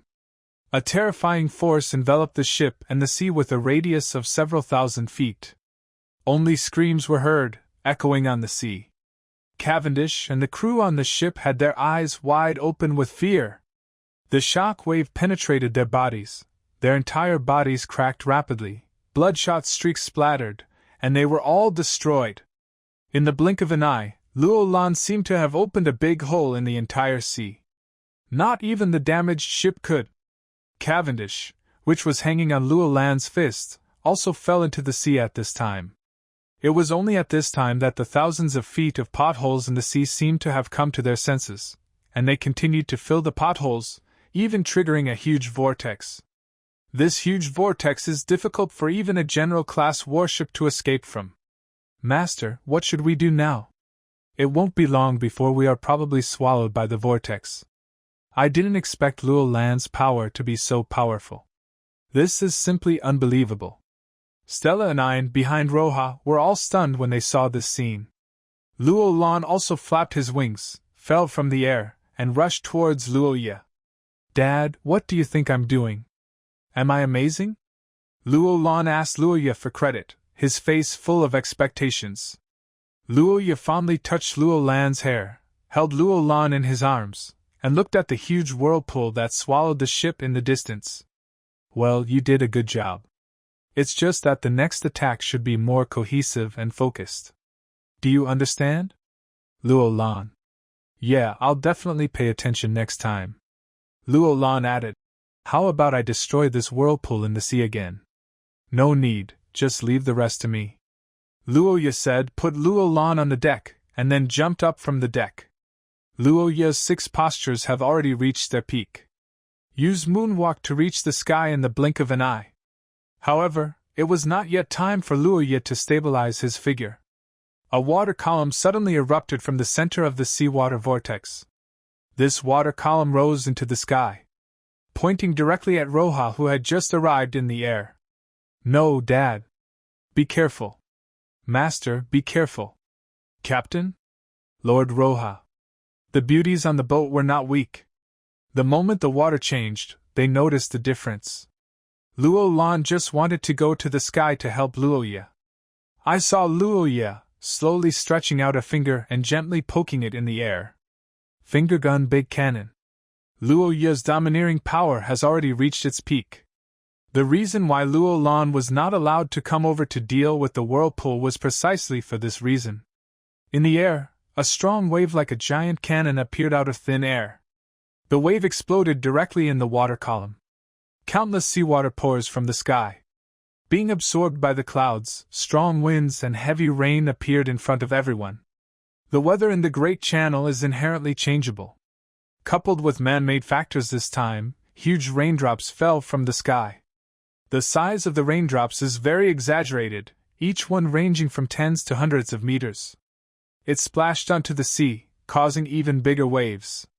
But Roja just looked at the shadow slowly coming out of the water column in front of him. Without exception, this phantom is Cavendish. However, compared to the previous Cavendish, it seems to be different. What a ferocious expression that was! The ruthless and empty eyes were full of madness and strong murderous intent. Sword energy continuously surged out of his body, wreaking havoc on the surroundings. Compared to the previous strength, it seems to have increased at least 100 times. The sword energy emanating from the body at will can smash huge raindrops into pieces. Luo Lan's green fingers were resting on the edge of the Admiral-class warship. He stared blankly at the scene in front of him and murmured subconsciously, how could it be possible? Haven't I already defeated him? I feel like his aura is much stronger than before. I remembered, this is Cavendish. Cavendish with a second personality. In Ain's mind, he kept thinking about who the person in front of him was. Finally, she remembered.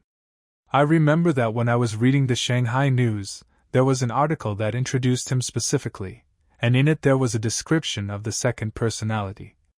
Cavendish was born in the kingdom of Puljuya. Because of his high popularity, young women across the country were unwilling to get married, so the kingdom could only sentence Cavendish to exile. When Ain said this, his tone suddenly paused. But this is just a superficial statement, the most important reason. It was the king who made this decision after learning that Cavendish would awaken his cruel and bloodthirsty second personality after fainting or falling into a deep sleep. After awakening his second personality, Cavendish, who was already known as a swordsman genius, will undergo earth-shaking changes in strength. Even when he came to the Rommel kingdom, he did so overnight, and in an instant. Kill thousands of people. Ain's words touched the hearts of all the girls. They looked at the sky, feeling extremely nervous. Luo Lan felt even more uneasy after learning about Cavendish's horror. No, I must go over and help. Just when Luo Lan was about to activate his awakening state again and go to help Luo Ye, I saw Roja raising his arm again. Just at this moment, Cavendish also moved. No, to be precise, it should be called the second personality Rammel's Kamaitashi. Holding Durandal's Katavesh in his hand, he ran wild. In an instant, he arrived in front of Roja. The sword was wrapped in the color of his weapon, and the sword intent of the great swordsman at his peak was also wrapped around it. The sharp slash was born out of thin air. The whine in the air sounded in Roja's ears. Tisk! Cavendish chops down. but the sword blade drew a perfect arc in the air and did not touch Roha's body. Luoya used his peak domineering power to easily avoid it. At this time, Roha had already stretched out a finger. In response, Cavendish launched a more violent personal attack. The sword energy and the sword blade merged with each other at this time. The cold light of the sword continued to shine on Roha's body. The sword energy that was like a storm was at least 10 times denser than before. Even if the flower is sprinkled in the air, it will be chopped into finer dust by Cavendish's sword energy at this time. But, under such an exaggerated and intensive attack, Roha was able to dodge easily. Because their speed was so fast, their figures seemed to be motionless. But anyone with a discerning eye can see that Roha's slowly stretched out fingers gradually approached Cavendish. Even if Cavendish launches a more violent attack, there is no way to stop it. Luo Lan, who was just about to come over to help Luoya, his pupils shrank suddenly after seeing this scene. I subconsciously thought, so strong! Really strong! Even I can't dodge all such a fast attack. Is this the true strength of Roha? Luo Lan's eyes were shining like stars. If it were before, Luo Lan always thought that he needed to protect Luoya. So now, Luo Lan only feels that based on this alone, Luoya cannot be defeated by him. Luo Lan's heart suddenly burst out with more powerful enthusiasm. She must catch up with Roha. Not only Luo Lan thought so, but everyone else on the boat also thought so. The more they see Roha's power, the more they are able to burst out with shocking enthusiasm. With Roha as the goal, we will continue to work hard and move forward. Tisk. I saw Roya's finger penetrated easily and turned into the second personality of Cavendish. The sharp sword in Cavendish's hand suddenly stopped. The pain seemed to short-circuit his brain. He looked at his belly in disbelief. Blood flowed freely from the abdomen. Only Roya's murmur was heard, echoing in Cavendish's ears. Finger gun big cannon. In an instant, Cavendish felt as if there was a bomb in his abdomen, exploding directly from his body. The intense pain caused Cavendish to faint. This time, there is no third or fourth personality. Unprecedented darkness directly enveloped Cavendish's mind. He was seriously injured and could no longer open his eyes within a short period of time. Cavendish was like a prodigal dog slipped into Royotti's hands. Then, he slowly came to the deck, throwing Cavendish to the ground. As for the whirlpool on the sea just now, it has long since disappeared because of the water column. Tie him up, and then find out where there is a marine branch nearby. It is a pity to kill such a talent like this. It is better to imprison him and use him as a sandbag. After receiving Roha's order, Ein immediately took out the nautical chart and began to observe the map. Then he said to Roha, Lord Roha, there is an island called Aska 1,200 nautical miles ahead.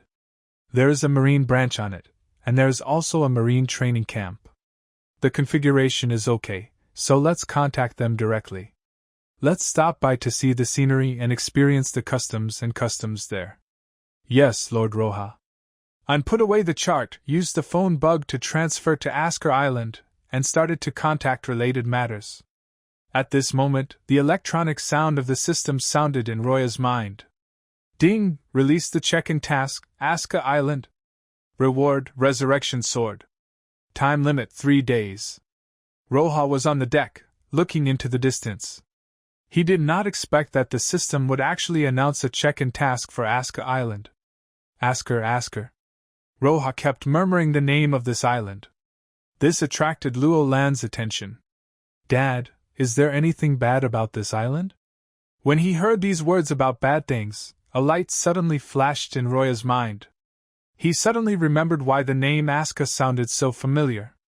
With the corners of his mouth slightly raised, Luoya naturally took Luo Lan into his arms.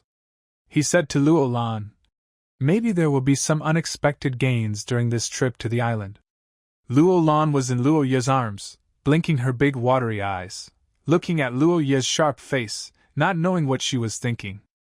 On the other side, Asker Island. As the coach of the marine training ground, Sokka felt extremely nervous when he learned that General White Pigeon would come to this island. The blood moon is coming soon. At this time, the seven-star sword will unleash all its power in order to become even more powerful. I will never allow anyone to come and hinder the blood moon ceremony. Even if it's a general, if it really hinders me. No matter what I do, I will make you regret coming to this island. Because the island is not far away. Plus plenty of time. Therefore, Roja was not in a hurry. As night falls, the bright moonlight hangs in the sky, pouring light on the sea, illuminating the endless ocean.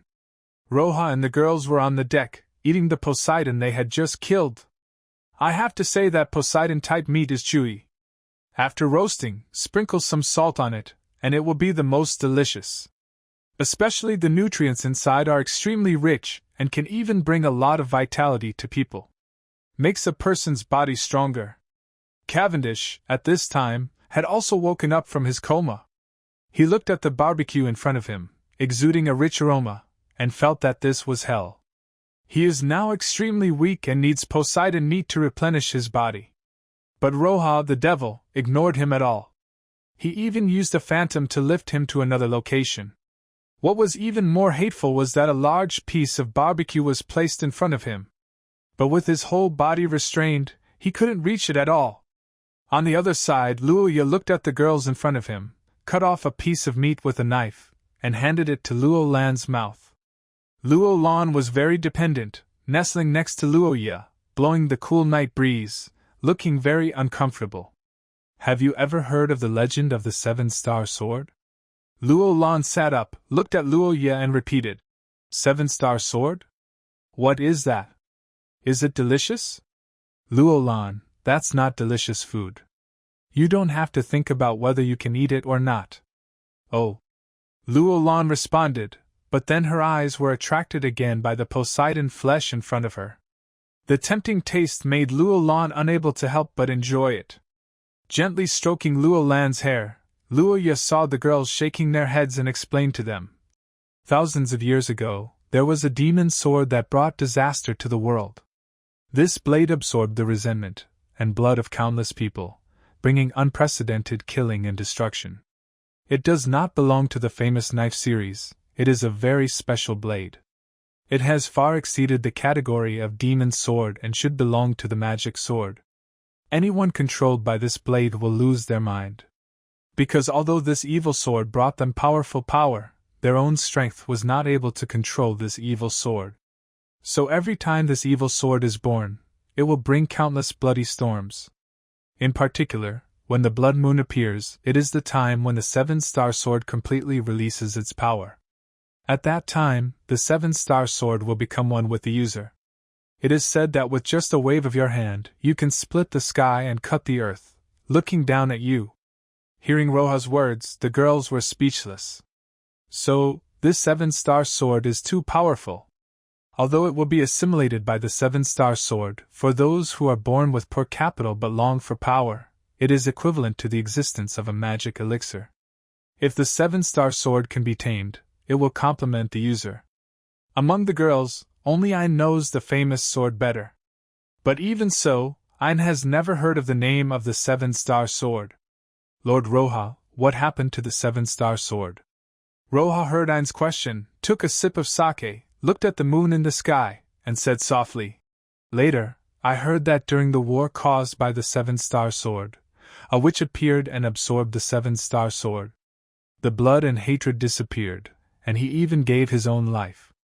And this magic sword was completely sealed on a certain island by the witch's 3 gems. As Luoya's words fell, all the beauties, except Luo Lan who was feasting, were in a daze. They didn't expect that the seven-star sword actually existed in this world.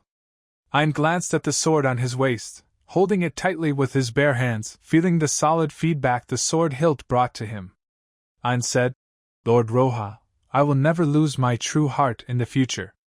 I only want to be Lord Roja, the sharp sword in your hand. Hearing Ayn's statement, Kaya immediately said, Roya, I will always be by your side and learn from you all my life. No matter how many medical skills I learn, my medical skills will always be used for my own people. Perona was floating in the air and said, Anyway, I was turned over by the captain. No matter what happens, I can hold the captain's thigh firmly. Stella's face was filled with unknown rosy color, and she said, I will also spend my whole life serving the master. After listening to her sister's words, Luo Lan came back to her senses from the feast. She also looked at Roja and said, You are the only one in my heart.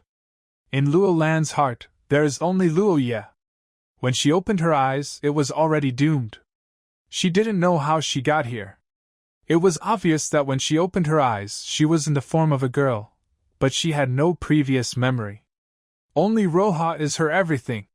Roja looked at the girls in front of him with a smile on his face. He took a napkin from the side and wiped the corner of Luo Lan's mouth. Luo Ye said, Then please give me more advice in the future. I can assure you that as long as you don't betray me, no matter what happens, you can ask me to make the decision. Toroja is a very protective person. As Roja's words fell, the atmosphere on the warship was completely pushed to its peak. 2 days passed in the blink of an eye. On this day, the weather was very sunny, with a clear blue sky and a few seagulls flying across from time to time. Roya also bought a newspaper from the newspaper delivery bird. As soon as he opened the newspaper, Luo Lan got directly into Luo Ye's arms from below. With her soft body nestled against Luo Ye's body, Luo Lan also read the contents of the newspaper. She was studying writing recently, and she heard Luo Lan say half-heartedly, Doflamingo will Zala Islands hold an auction. Because Luo Lan is so active, he only has a few minutes to study words every day. But even so, Luo Lan's learning speed is considered very fast. However, there are many mistakes in it. Look, this sentence means, Doflamingo is going to hold an auction in the Sabaody Islands. At that time, there will also be an auction of Logia golden fruits. This is an auction you absolutely cannot miss. With Roja, I finished reading the front page headlines of the newspaper this time. An idea suddenly appeared in Luo Ye's mind. Glanced at the date. It is still the promotion period, and there is still a lot of time before the auction starts. In this case, Roja would not be in a hurry. After reading the other contents in the newspaper, Roja closed the newspaper. Because he had already seen the outline of Aska Island in front of him. Everyone, get ready, we are going to land on the island right away. Asker Island. Sarkar was notified by a major general. Sokka, please move quickly. General Baigu will arrive at the island soon. Let's go to greet him as soon as possible. Upon hearing the Major General's words, Sokka's eyes flashed with bloodlust. I understand, go right away. Sarkar hung up the phone bug. He looked at the 7-star sword placed next to him, and frowned. General White Pigeon! I hope you can leave immediately, because the blood moon is coming. Sighing, Sokka put the 7-star sword into the scabbard behind him. Then walked towards the port. Along the way, many people nodded towards him and shouted, Coach! Yes, Sokka is the instructor of this marine training ground, used to teach marine swordsmanship, so the prestige on Asker Island is still very high. Of course, if compared with Luoya, it is simply the gap between Haoyue and Incheon. The general-class warships slowly arrived at the outskirts of the island. But because of the draft, Admiral-class warships obviously can't because they are too close to the island. There was no way, Roja could only hold Cavendish in one hand, and then flew directly over from the ship with the girls. As for Kaya, it was Luo Lan who came to the island in her arms as a princess. As soon as he set foot on Aska Island, the voice of the system rang in Roja's mind. Ding! Congratulations to host for successfully signing in and receiving the reward, the Resurrection Sword. The Resurrection Sword can capture wandering souls and give them vitality. It is a one-time item. Please use it with caution, host. In other words, this Resurrection Sword is a resurrection item, and it must have a free soul. If the death time is too long, then the Resurrection Sword may not be able to resurrect it. All in all, it is a one-time prop with a lot of bugs. Sure enough, the system's check-in tasks and every reward are very good. Welcome General Baigut to Aska Island. We are ready to hand over the custody of pirate criminals. Roja nodded and threw it to the Major General in front of him. Without any hesitation, the Major General immediately sent someone to cuff Cavendish's arms and ankles with sea stones. The toughness of sea-floor stone is still very strong. After imprisoning Cavendish towards the prison of the Marine Branch, the Major General said to Roja, "General White Pigeon, our Aska Island has a history of thousands of years, and our annual bonfire party is about to be held. Do you know if General Beige can stay for a few more days?" Sokka was next to the Major General. After hearing the Major General's words, Sokka's body suddenly exuded a little murderous aura uncontrollably. This talkative guy, I really want to kill him directly. The murderous aura was so fleeting that not even the Major General noticed it. However, for Roja, this murderous intention was enough for him to notice. Silently, he glanced at Sokka next to him, the corner of Roja's mouth slightly raised, and said to the Major General in front of him, "We are here to increase our experience. Since it is your island soon, we will have the annual bonfire party. It's a great honor, can you let us participate?" "Really? I will inform you right now. I think the villagers on Aska Island will be very happy after knowing this. You know, General Beige, you are a star-level figure. What a star-level figure is, it's just a rumor. I'm just an ordinary person with a little more power." As Roja finished speaking, Perona next to her rolled her eyes. If Roja's power is just that of a slightly stronger ordinary person, then there will be no powerful people in this sea. After chatting with the Major General for a while, the Major General personally took Roja to their residence. This is the Marine Branch, the best room. It's like a small villa, just big enough to live in Luoya and others. Anyway, there is only one Luoya in the hearts of the girls, so naturally it doesn't matter. After arranging the room, the Major General and others were ready to leave. At this time, Roja looked at Sokka next to him and said to Sokka, "I can feel the sharpness of the sword behind you. You must be a swordsman. It just so happens that my adjutant Ain is also a swordsman.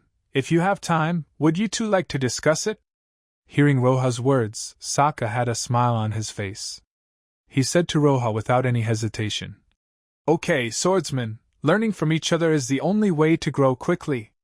However, what Sokka didn't know was that his current smile was somewhat distorted. After the Major General and Sokka retreated, Kaya said to Roya, "Roya, I think the person next to the Major General looks so scary." Luo Lan also nodded and said, "The aura emanating from him feels so disgusting." Ain also looked at Roja. "Lord Roja, is there anything special about him? Do I really want to compete with him?" "On you go and try him. Don't hold back when the time comes. Maybe something magical will happen." A gentle smile hung on Roja's lips. However, this smile is only gentle to one's own people. It seems that in the eyes of others, it is just a synonym for terror. All the girls believed in Roja very much, so they accepted Roja's arrangement without any hesitation. Seeing the girls, there were slightly serious expressions on their faces. Roja clapped his hands and said to the girls, "Okay, remember that when we come out this time, we are not only here to train, but also to have fun. Let's all experience the customs of Aska Island. Bar!" As Roja's words fell, the atmosphere in the small villa suddenly became lively. The first thing the girls do is to choose the room they like. Stella went first to check if there were any ingredients in the kitchen. If not, she planned to go to the canteen of the Marine Branch to get some. After all, the girls only eat food made by Stella herself. There is no way.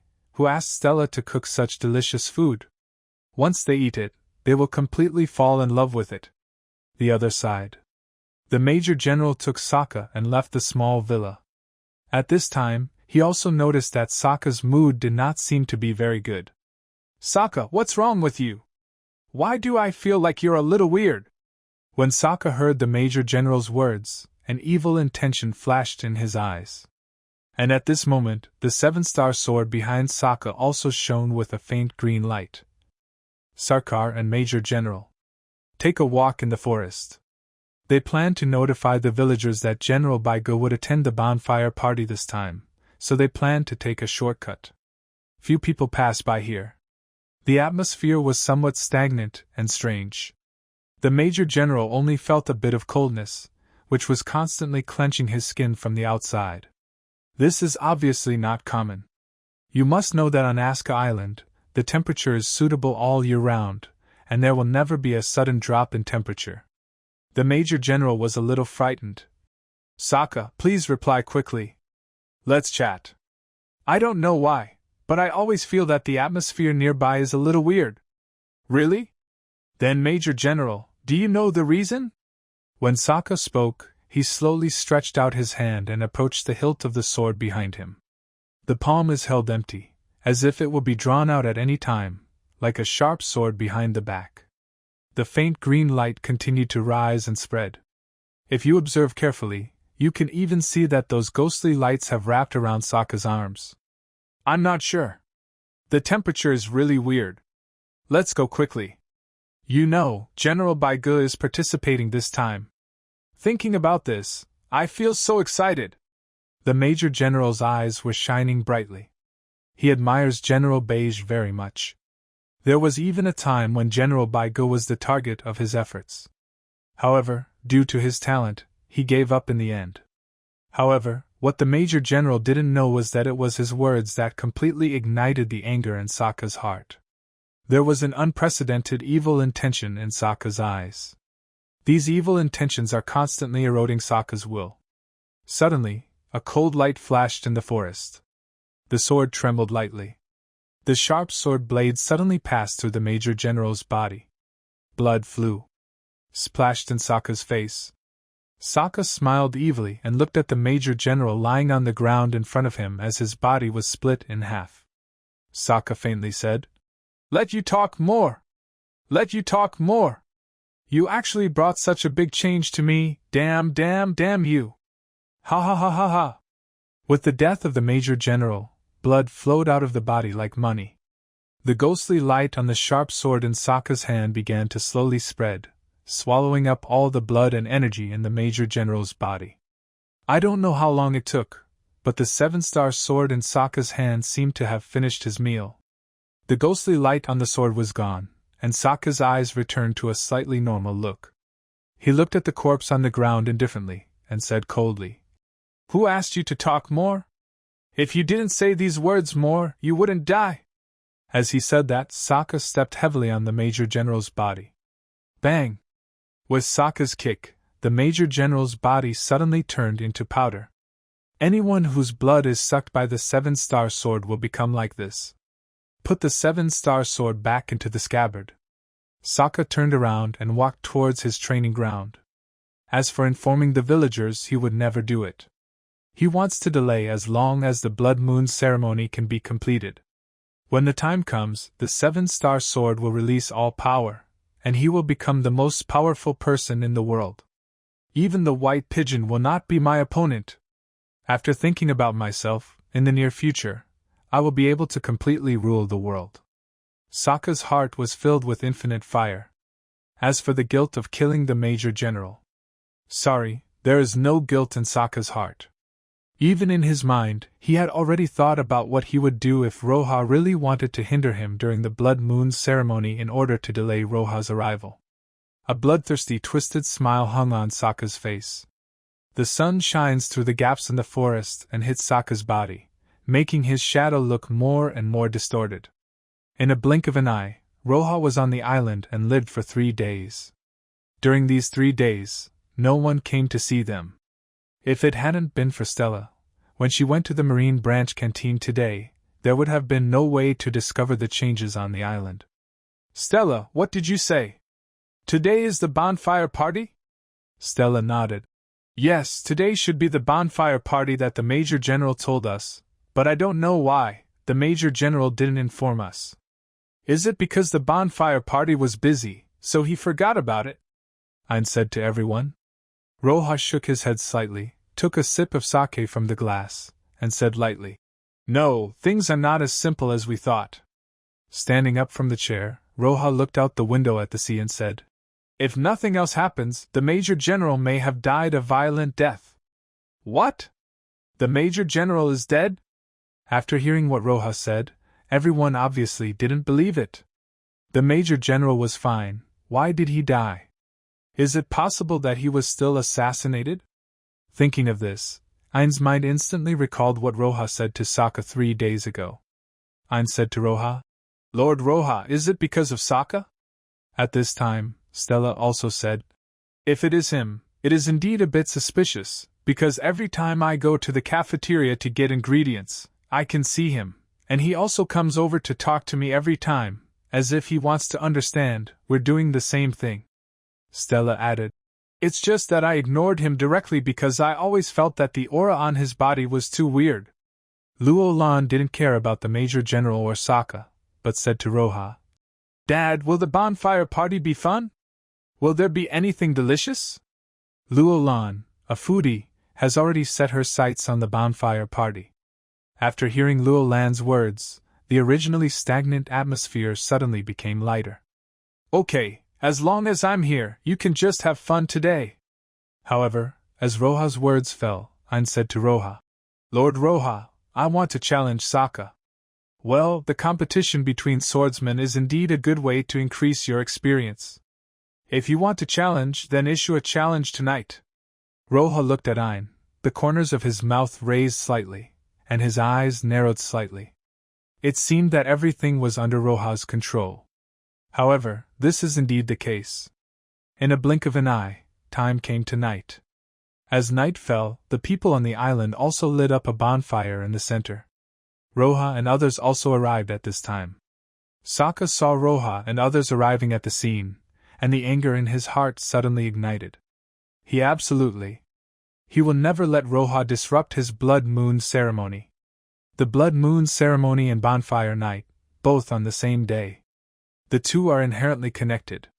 The bonfire party is a celebration, and the 7-star sword was completely sealed, so it is a tradition that has been passed down. The blood moon ceremony is a special phenomenon that only appeared after the 7-star sword was born. At this time, the moon in the sky was already faintly tinged with blood. An old woman among the villagers was shocked when she noticed this scene. A bad thought emerged in her mind. Unlike this old woman, Sokka was on the outermost periphery. After seeing this blood moon, he only felt that his body became much lighter. That feeling of rising power. Sokka felt more obsessed than ever before. Now that the blood moon ceremony has completely begun, he doesn't need to stay here anymore. He wants to go to Asker Island, the highest mountain. Only in this way can he gain stronger power faster. But just when Sokka turned around, Ain stopped Sokka. "Sokka, today is your most important bonfire party. How about we compete at this time to add excitement to this event?"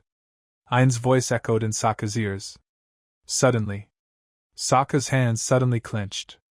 Sokka, who had his back turned to them, had a very terrifying expression on his face.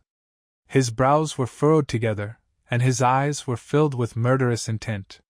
However, in just a short moment, these expressions disappeared. Sokka turned around with a smile and said to Ain, "Lord Ain, you are joking.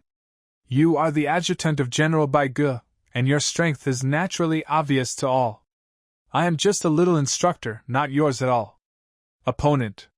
The way of the sword is to retreat if you don't advance. Are you afraid?" Ain showed no mercy to Sokka. Directly used the provoking method. And coincidentally, Ain's words stimulated Sokka. No, to be precise, it should be the 7-star sword behind him. I saw Sokka's hand slowly stretching out, trying to hold the sword hilt. But the remaining reason prevented Sokka from exposing the power of the 7-star sword in front of Roja. The evil thoughts of the 7-star sword are at war with Sokka's own reason, heaven and man. Although it seems a bit long, it only happens in a few breaths. Sokka and the 7-star sword seem to have reached some kind of balance, and returned to calm again. "Then, please enlighten me, Lord Ain." Saying that, Sokka pulled out the 7-star sword from his back. The evil intention in his body suddenly burst out at this moment. The 7-star sword burst out its power directly in front of everyone's eyes. As the blood moon continues to appear, Sokka's aura continues to become richer and stronger. "Pull off your clothes casually." Sokka showed off his muscular body. Holding the sword in one hand, Sokka used the other hand to casually brush his white hair. The evil intentions in his body are even stronger. Bring it on! It is obvious that Sokka is at war with the heavenly man of the 7-star sword. The winner is the 7-star sword. I noticed the changes in Sokka and could no longer bear the doubts in his heart. He said to Sokka, Sokka, you were the one who killed the Major General. He has been eaten by me. Who told him to talk too much? He actually wants you to stay here and participate in the bonfire party. Sokka added nonchalantly. But it doesn't matter. As the Blood Moon ceremony continues, I will be completely integrated with the 7-star sword and become the most powerful person in this sea. Sokka's arrogant words poured into everyone's ears. At this time, everyone knew that Sokka was holding the 7-star sword. This is the first time in thousands of years that they have seen the true appearance of the 7-star sword. It turns out that Sokka has already obtained the 7-star sword. It is precisely because of this that the Blood Moon appears at this time. The old woman thought so in her heart. Little boy, be careful. This is the 7-star sword. You must not be hurt by the 7-star sword. Otherwise it may absorb your blood.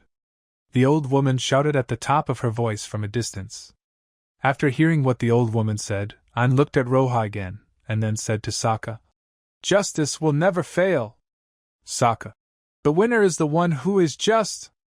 As the words of Ain and Sokka fell, the figures of the two people moved. The shadow of the knife flickered.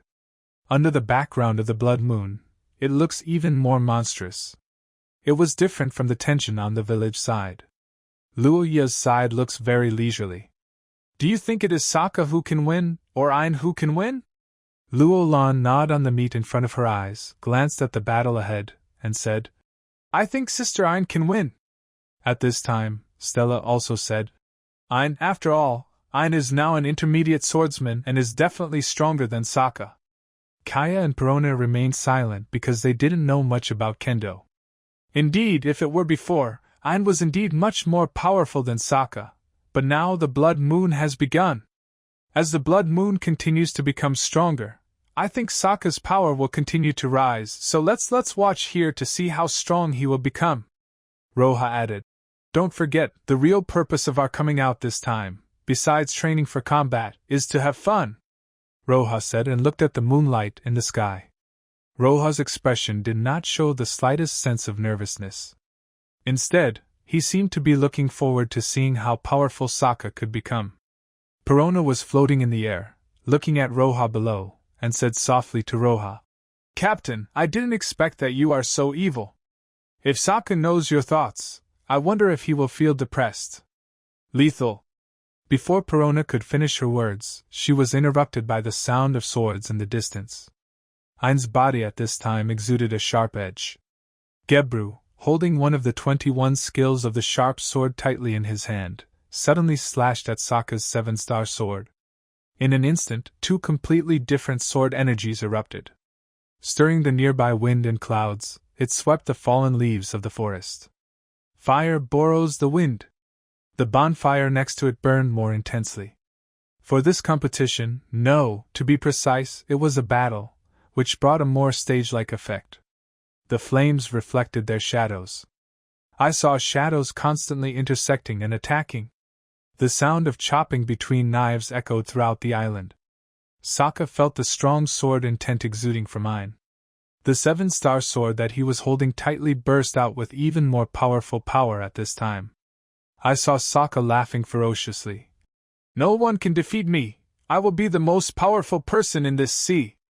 As Sokka's words fell, I saw